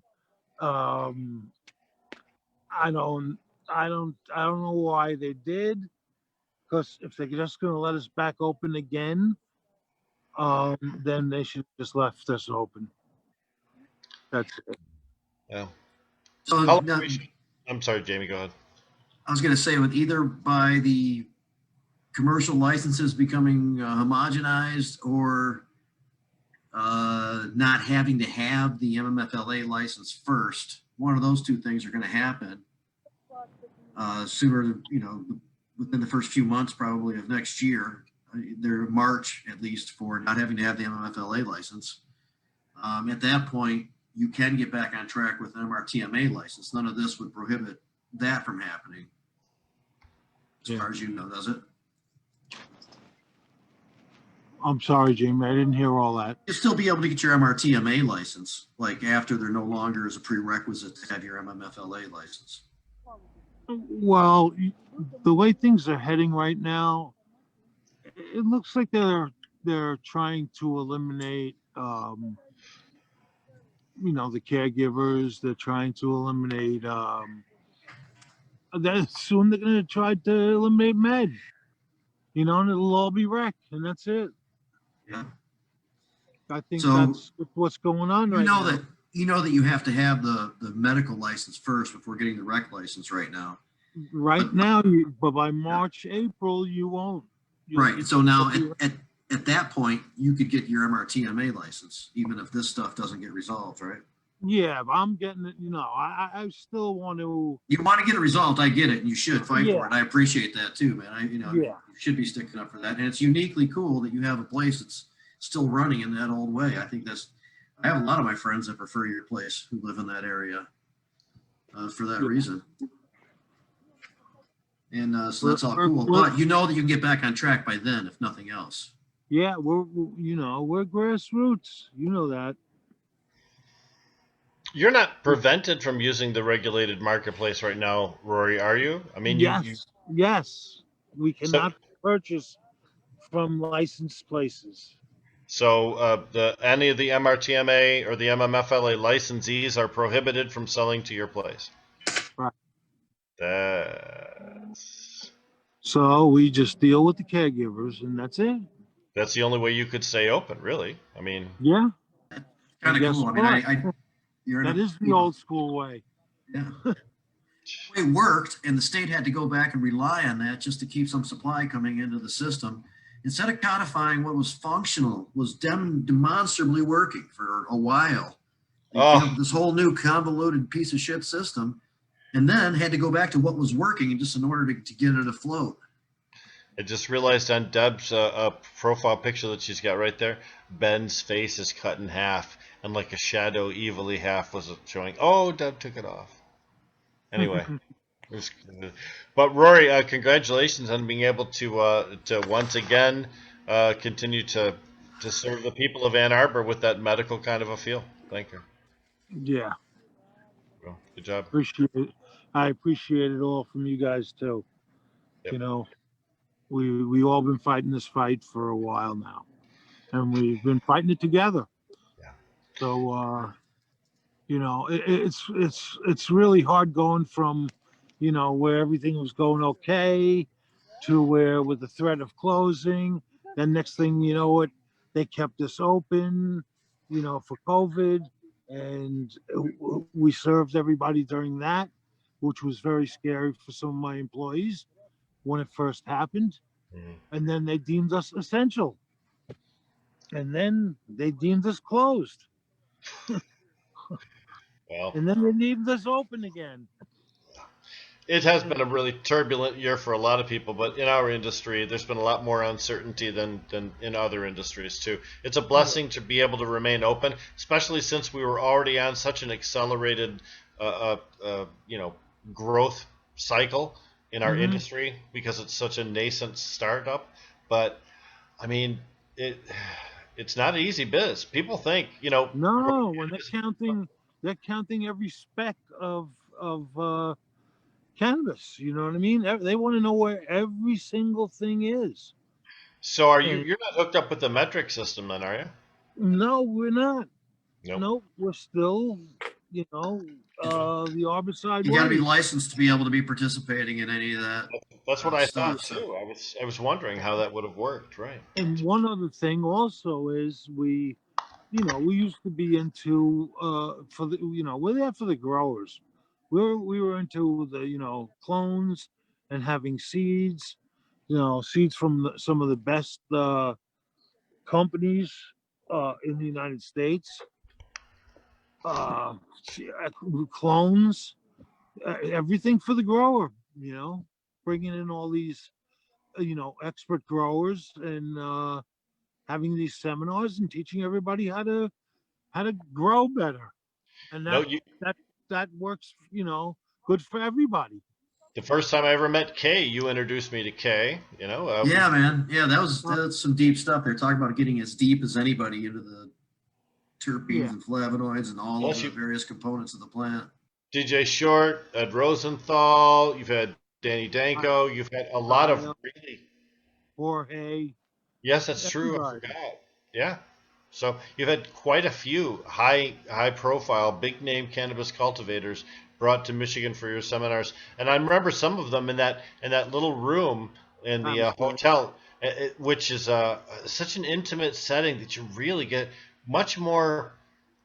I think much more retention of the material when you have it in such a small area like that, as opposed to being scattered about in a big place where you can only kind of sort of see the big chart DJ Short is building up with his Sharpie and his thing. When DJ Short starts writing down about the familial tree with cannabis, it's just amazing. He's so good. DJ is so smart. He's Wow. brilliant. He's brilliant. He really is. Yep. Brilliant Love it. man. So I mean, when we No start talking question. about that's just one of the things that we've had historically that sometimes doesn't appear on the score sheet. If you happen to just be looking at the industry, you might not appreciate those events in ways that we who were involved do. But I mean, that's also one of the things COVID's taken away from us. We don't have that level of interactivity this year at a time when the cannabis industry is the regulated industry streaking ahead full speed, Mhm. and the unregulated industry is, just in neutral, just doing what it's always been doing. Mhm. Yeah, without massive issues. Yeah, I mean, look, we're, Yeah. we're still seeing, like I said, garbage trucks full of cannabis coming over from Canada. That's the headlines. There's no gigantic raids in the middle of the state. There's no things. We had Joshua Covert, an amazing attorney here from Michigan Cannabis Defender, on our Mhm. program just the other day. Said since 2018, his phone has only rang twice from caregivers calling to say that they'd had trouble with cannabis with the law enforcement. They just Yeah. stopped. They just stopped, Rory. Yeah. Well, in the years ahead, we've got a lot of things to look forward to. This COVID will be gone. It's not going to be around forever. Um, we're going to be able to have events once again, and we will. And within 5 or 10 years, we could be looking back at all this and see that, you know, we put up a great fight, and look where it advanced us to. And that's going to be, the whole United States is going to, It's going to be all legal in the whole country. Yep. And most likely what will happen is that there won't be one federal gigantic program that overrules all 50 states. What they'll likely do is just make an allowance on a federal level and let each individual state continue to do their own things, which means some states will grow faster and some states will grow slower. Michigan is on a track to be one of those states that grows faster. And currently, as we all know, we have the second largest patient population in the United States of America, but we also have one of the top 3 retail markets established in the United States already. I mean, we are rocking it here, and when it comes down to it, we want to make sure everybody gets involved that can get involved. The Detroit City Council is voting tonight on that ordinance to allow recreational cannabis businesses in the city, with special allowances for city residents to be participants in some rather unique ways. I mean, this is not a done deal. There's still lots of details to be designed in these devils. Yeah.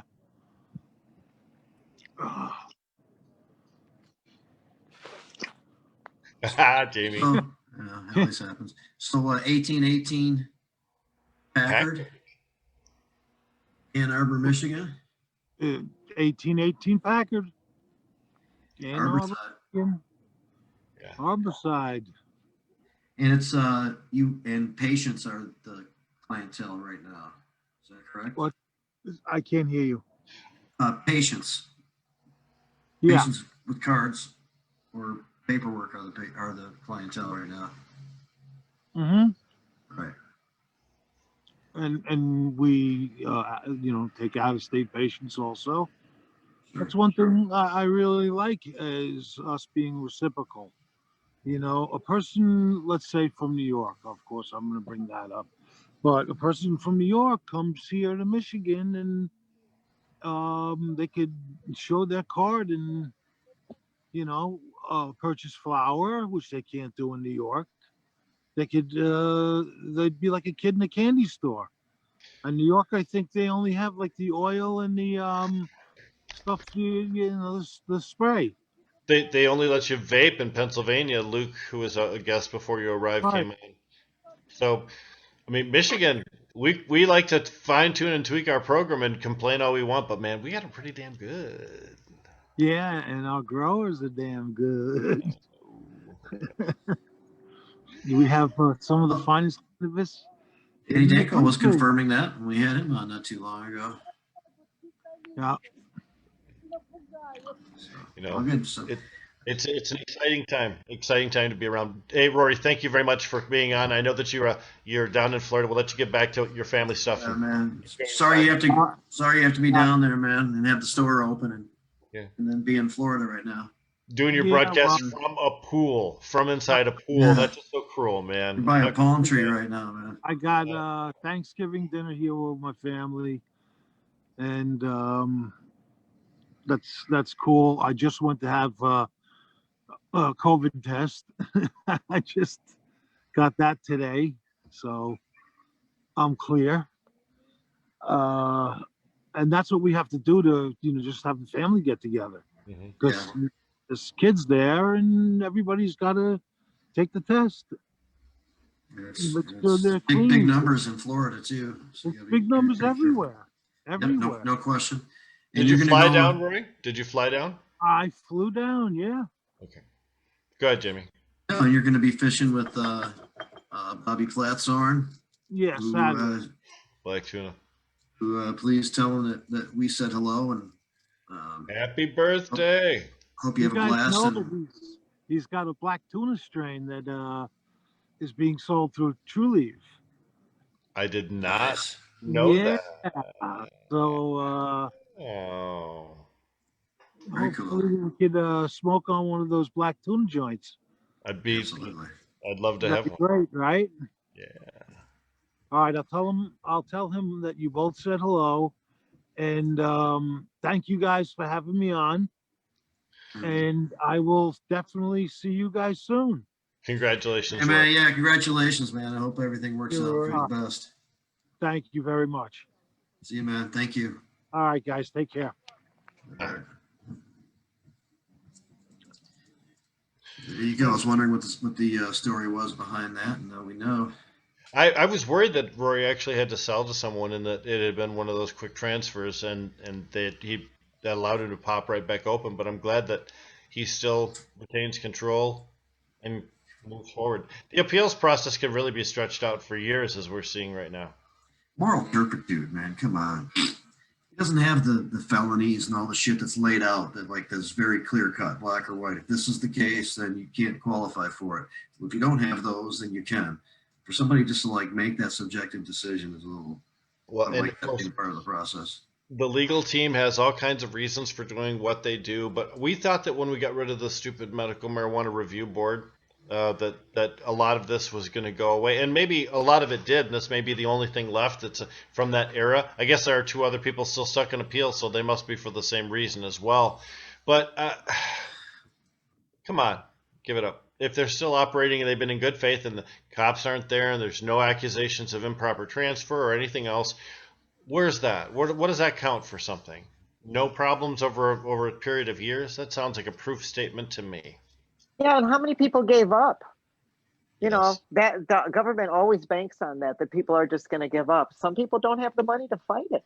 That's the drug war You for know? you. They love Yeah. it when they can squeeze you down. Like Yeah, prosecutors insisting on appealing every time you get a good verdict from somebody. right. Yeah, no skin off their damn nose.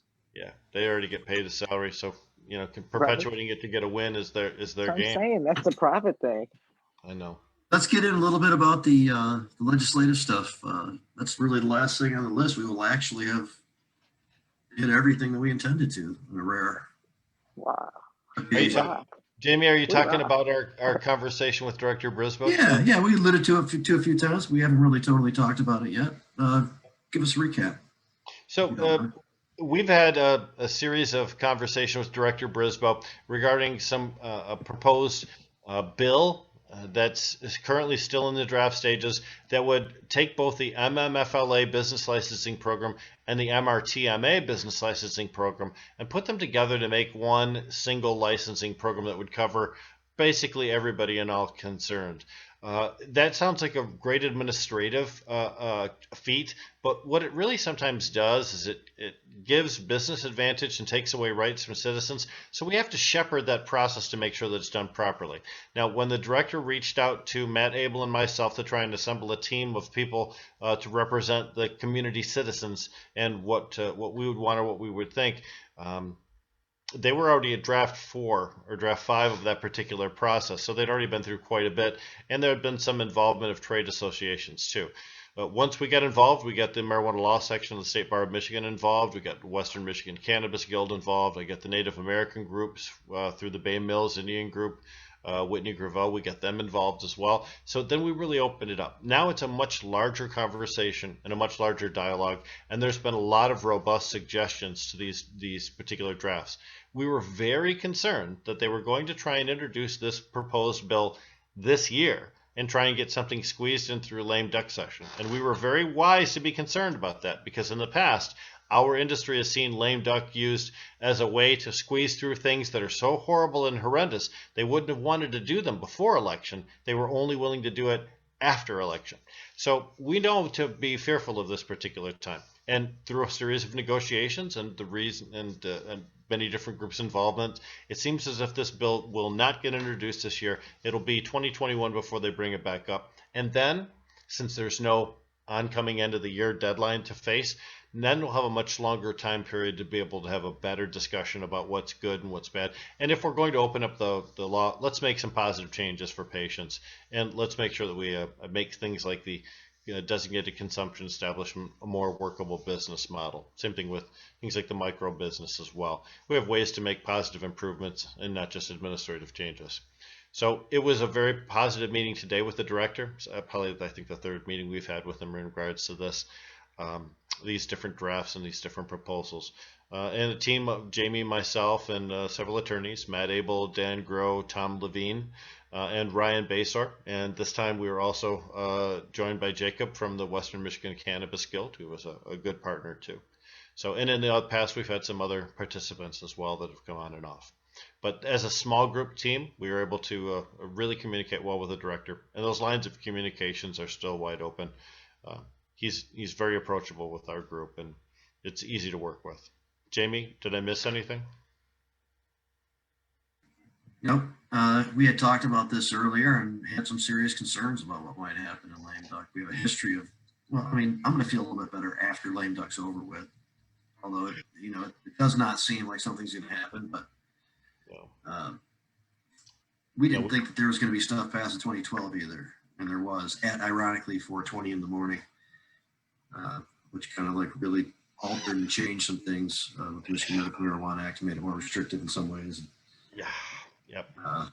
Allowed for like a lot of really stupid issues with how the doctors' relationship.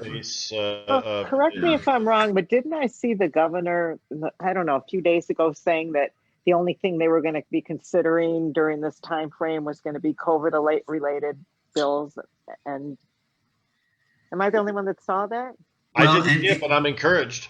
Yeah, and some of the discussion is that the governor's office is one of the places that said like to put this in the next session or whatever, and maybe that's part of that whole approach. I don't know how much control she's got, but I mean that's basically what she said. So. Well, let's face it. Anytime marijuana legislation, cannabis legislation comes up, it's oftentimes an ugly dogfight in between the conservatives who don't want to authorize anything at all, and the progressives who think it's time that we had this stuff set and taken care of. But you don't want to have that in December while there's still legitimacy of the election hinges there. And will Donald Trump leave the office of president? And what the hell is the Speaker of the House and the Senate Majority Leader doing flying to Washington, D.C. and drinking Dom Perignon in Trump's hotel until midnight, as the Detroit Free Press photos showed? So, they got better things to talk about. So that worked to our advantage. I released a press release a while ago, too, saying that we really hadn't had an opportunity for full discourse on this subject and that it wasn't really ripe for consideration this year. So, a lot of factors led to it, but I'm glad that they've arrived at the conclusion that they cannot do it this year.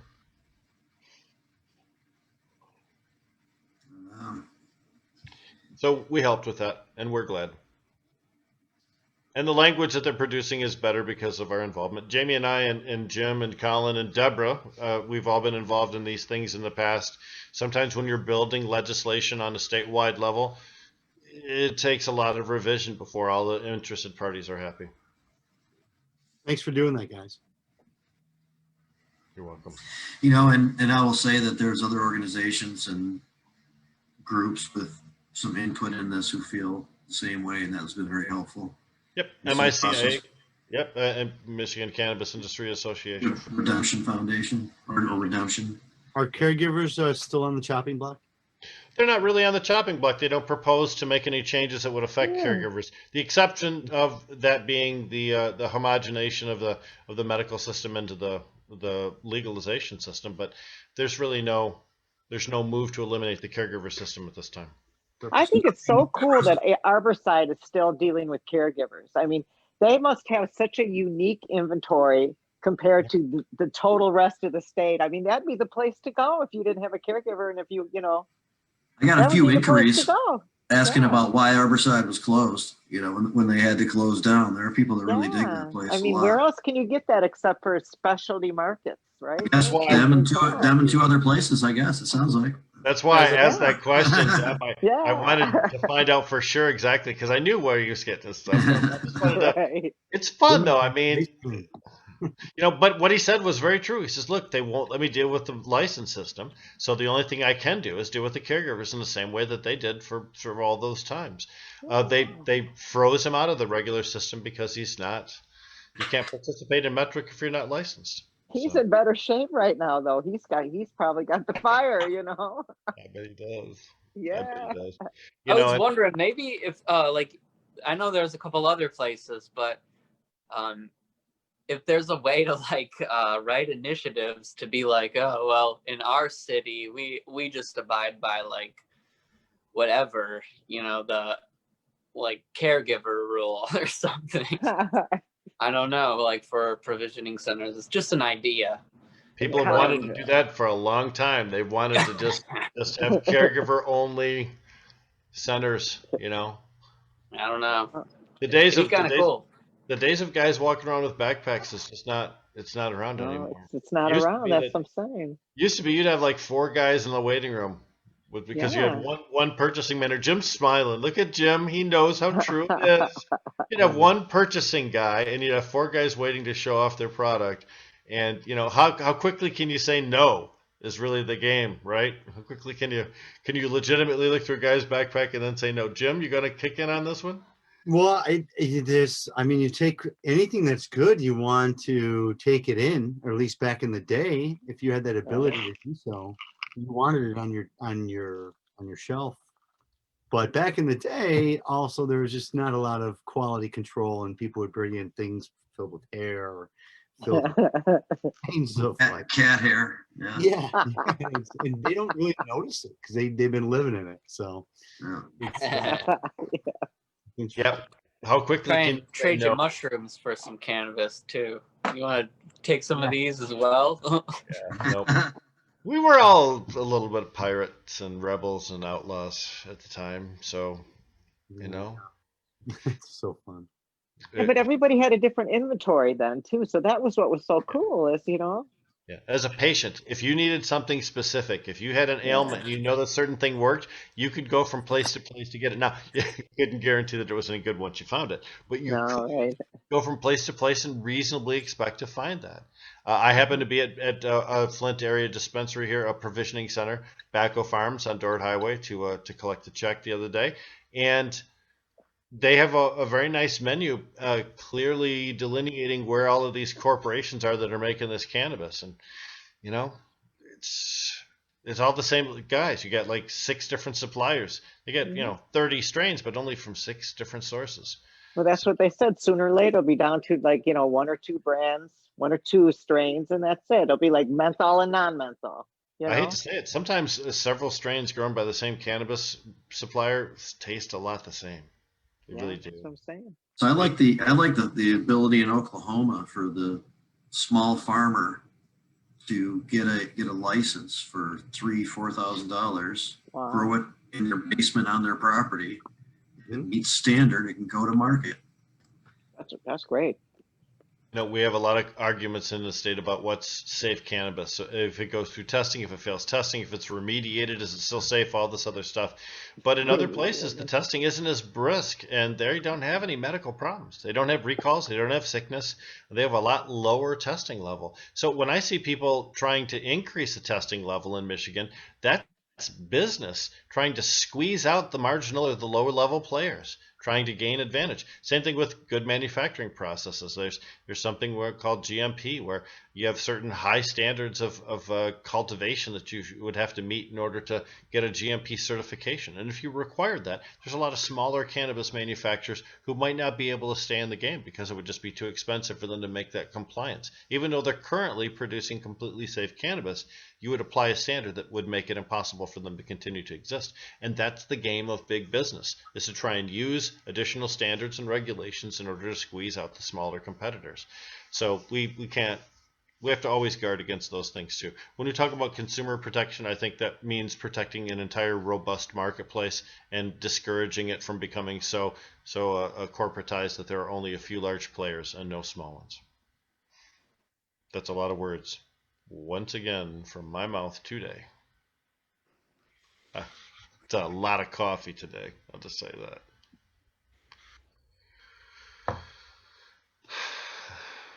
I'm really liking what's going on with Deb's screen right now.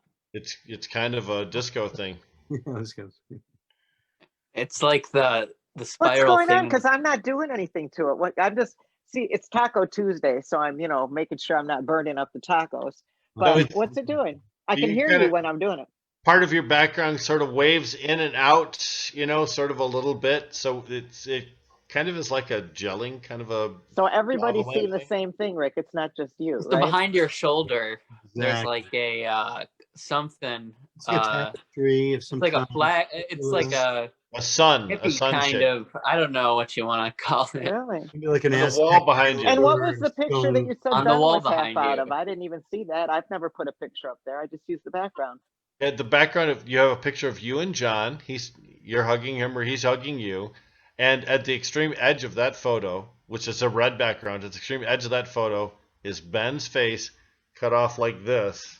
I You usually guys just all cut went him to totally opening out. day at Tiger Stadium or something. It that was day, right? opening day, yeah. I usually cut Ben right off of that, but I never even posted the Ben Cut as a Ben right picture. off. Well, Dude, yeah, that's- that's why we set him on the side over there. You could just slice him right off. I mean, it's Exactly. really. Poor Ben. Come on, man. I didn't even I'm put- not. I I'm didn't not even- poor Benning. I'm observing the photo. No, I'm just wondering What? how it got there because I don't remember saying choosing that photo, as an I mean, alternative to me. It's one of those where it's Right. like, only one eye. I'm gonna have to investigate how that happened and move it over, slide it trying over to a little find- bit, and move Ben out of the whole shot. It's I was trying to interesting. find some of the old pictures of Ben's cartoon depictions of Rick Those and are the myself. best. I'm sorry, but those are the best. That But was I a now great find them introduction humorous. to YouTube.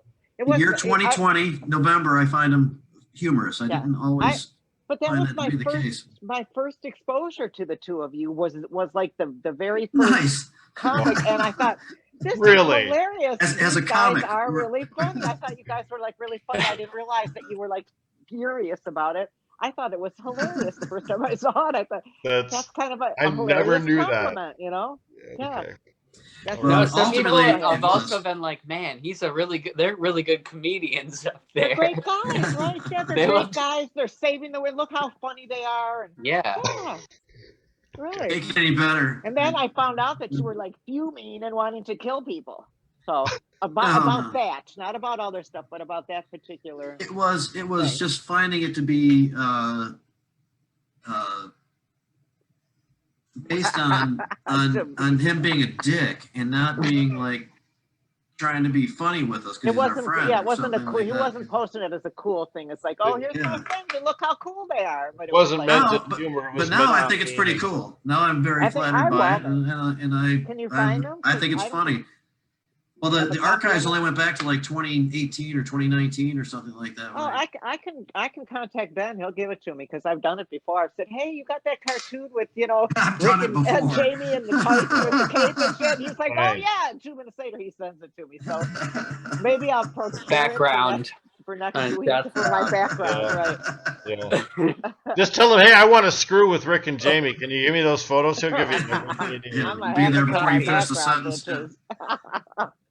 Nope. And once again, there's another guy who's been in the game for a very long time and has done a lot of really good things. He's contributed to a lot of legalization programs. He's funded a lot of things he didn't need to fund. He's you know what? We joke a little bit about it. We've had an on again, off again love affair with Ben over the years, but the fact is, can't look back on his history and say that the guy didn't do good. He sure did. The magazine's been out consistently for years, every month, glossy, filled with new articles and all that shit. It's Tim Back not without controversy, of course, but yeah. Yeah, I'm gonna say John he can be Sinclair's a difficult, columnist. and there's controversy, and Yeah. you know. But you know what though? A lot of the tension was based on this minutia stuff. You know, like we didn't even realize what the big picture was at one point. Like we're all upset at different ways of doing stuff. It was like nothing compared to the forces we realized that we were up against. Right. Yeah. Well, and sometimes alliances are necessary in order to accomplish big deeds, and we certainly don't want to shut off any potential alliances that going Yeah, forward. exactly. Yeah, I agree. We are close to the end of the show here, Jamie. Yeah. Ooh, it's almost Yeah. taco time. And we have packed a lot in and actually made it through entire lists, plus got some extra stuff in there. One of these shows coming up, we'll get more into the sativa indica hybrid kind of discussion. There were some people that showed some interest about that when I posted the THC article on my Facebook page. And I told them we'll talk about that in a week or two. If everything goes well, we're going to have a super duper star on next week. We'll see how that goes. It should be quite awesome. Don't forget Goes December as 6th. intended. December 6th, Michigan Normal. Myself, I'll be hosting the 2-year anniversary of legalization. Everybody's invited to participate. I will send you a special Zoom link so you can come on the video portion. For those of you that don't get to come on the video portion, you can still watch the broadcast live on our Facebook page and contribute through the chat room. Should be exciting. We have some real cool people lined up. I'm not going to tell you who, but we got some really cool people, including one guy we haven't heard from for 2 years. The anniversary of the coolest night ever and the best party ever. So fun. It's the So best party ever. Shit, wasn't it the best party ever? Yeah. that was great. Poor, Yeah. we were paralyzed with fear because we were so worried about Dana Nelson not being successful. No, we in were every- not paralyzed with But fear. We I was were. excited. Well, everybody was saying it was going to happen, but it was just hard to like Yeah. totally take it in until it was confirmed. That's all. Yeah, It was one of these. It's one of these things that we just experienced. It was like all the, then we all experienced it outlying together. areas That that were was more so cool. conservative came in first, and Yeah. it didn't hit Washington, Wayne County and stuff where her major Same thing we just support saw was. I know. with the presidential. That's how it is. Hey, in the last few minutes here, I just want to say thank you to everyone who sent me birthday greetings just on Friday and over the past weekend. Thank you very much for all of you folks. I tried to respond to everybody personally if I could. Thanks. But there was way too many, so there's no way I could. So Right. No, there I was fucking millions did. and millions. 500, So 500 I'll just people. do a Everybody got a wave. like or a comment. Every single one. Because that's how I feel. So. you probably missed a couple, and they've taken it personally. yeah. Who Who had more, you or Anquinette? I don't know. Oh, you research that and get back to us next week, Mhm. Colin, I because don't that know. could It be was a her segment. birthday, too. She's Yeah, super it was. popular. I don't know if I can compete Oh, with the Q. well, I don't know. Wouldn't even want to try. Wouldn't even. And Joe Biden too, right? It was Yeah, I Biden's think he birthday got the it. as same well. day. Whoa, Joe how Biden many might likes have did he out. get? Oh, let's do a So I guess it survey doesn't now. really matter. Just trying to make me feel bad, Colin. No, it doesn't matter about Murder. you and Q. Oh, Biden got the most birthday wishes. He definitely got the most. man. He got a lot of Jeez. hate wishes, probably too. I don't know. I blocked those motherfuckers. No, Biden did. So Oh, you didn't Biden. get none of those. All right. So, Maybe a few. All right. All right. Happy birthday, Rick. Thank you. Thank you very much. So, Double nickels. yep. But anything else happening with decriminalized nature? Jim, Colin, anything going on? Or Happy anything. belated birthday, Rick. Thank you. Thank you. It was a fun day. Yeah. I got to go to this place, Ormar Nature Preserve near me. It was fun. Nice. Nice little walk. Gifted lots of cannabis. Happy did. Thanksgiving, everybody. Yes. That Thanksgiving show. Yeah. Play the Turkey Day. Happy Joe Biden is President Day, by the way. Yeah. Certified. Michigan certified Yeah. the election results yesterday. Norman Schenkel, you fucking pussy. What a dick. What is wrong with him? Once You know? again, asshole from our cannabis history. Story for another day. We're almost Oh out of yeah. time. But Yeah, yeah, We'll Norman talk about Schenkel. that. Yeah. Hey, He stayed cliffhanger. true to form. Thanksgiving, everyone. Happy day. Happy Cliffhanger for next Thanksgiving. week. Yeah. May your gravy be wavy. So no planting green trees this week because of Thanksgiving, obviously, but we'll be back next week. Take care. Thank you guys. See you guys, Cabbage. Please, guys. See ya.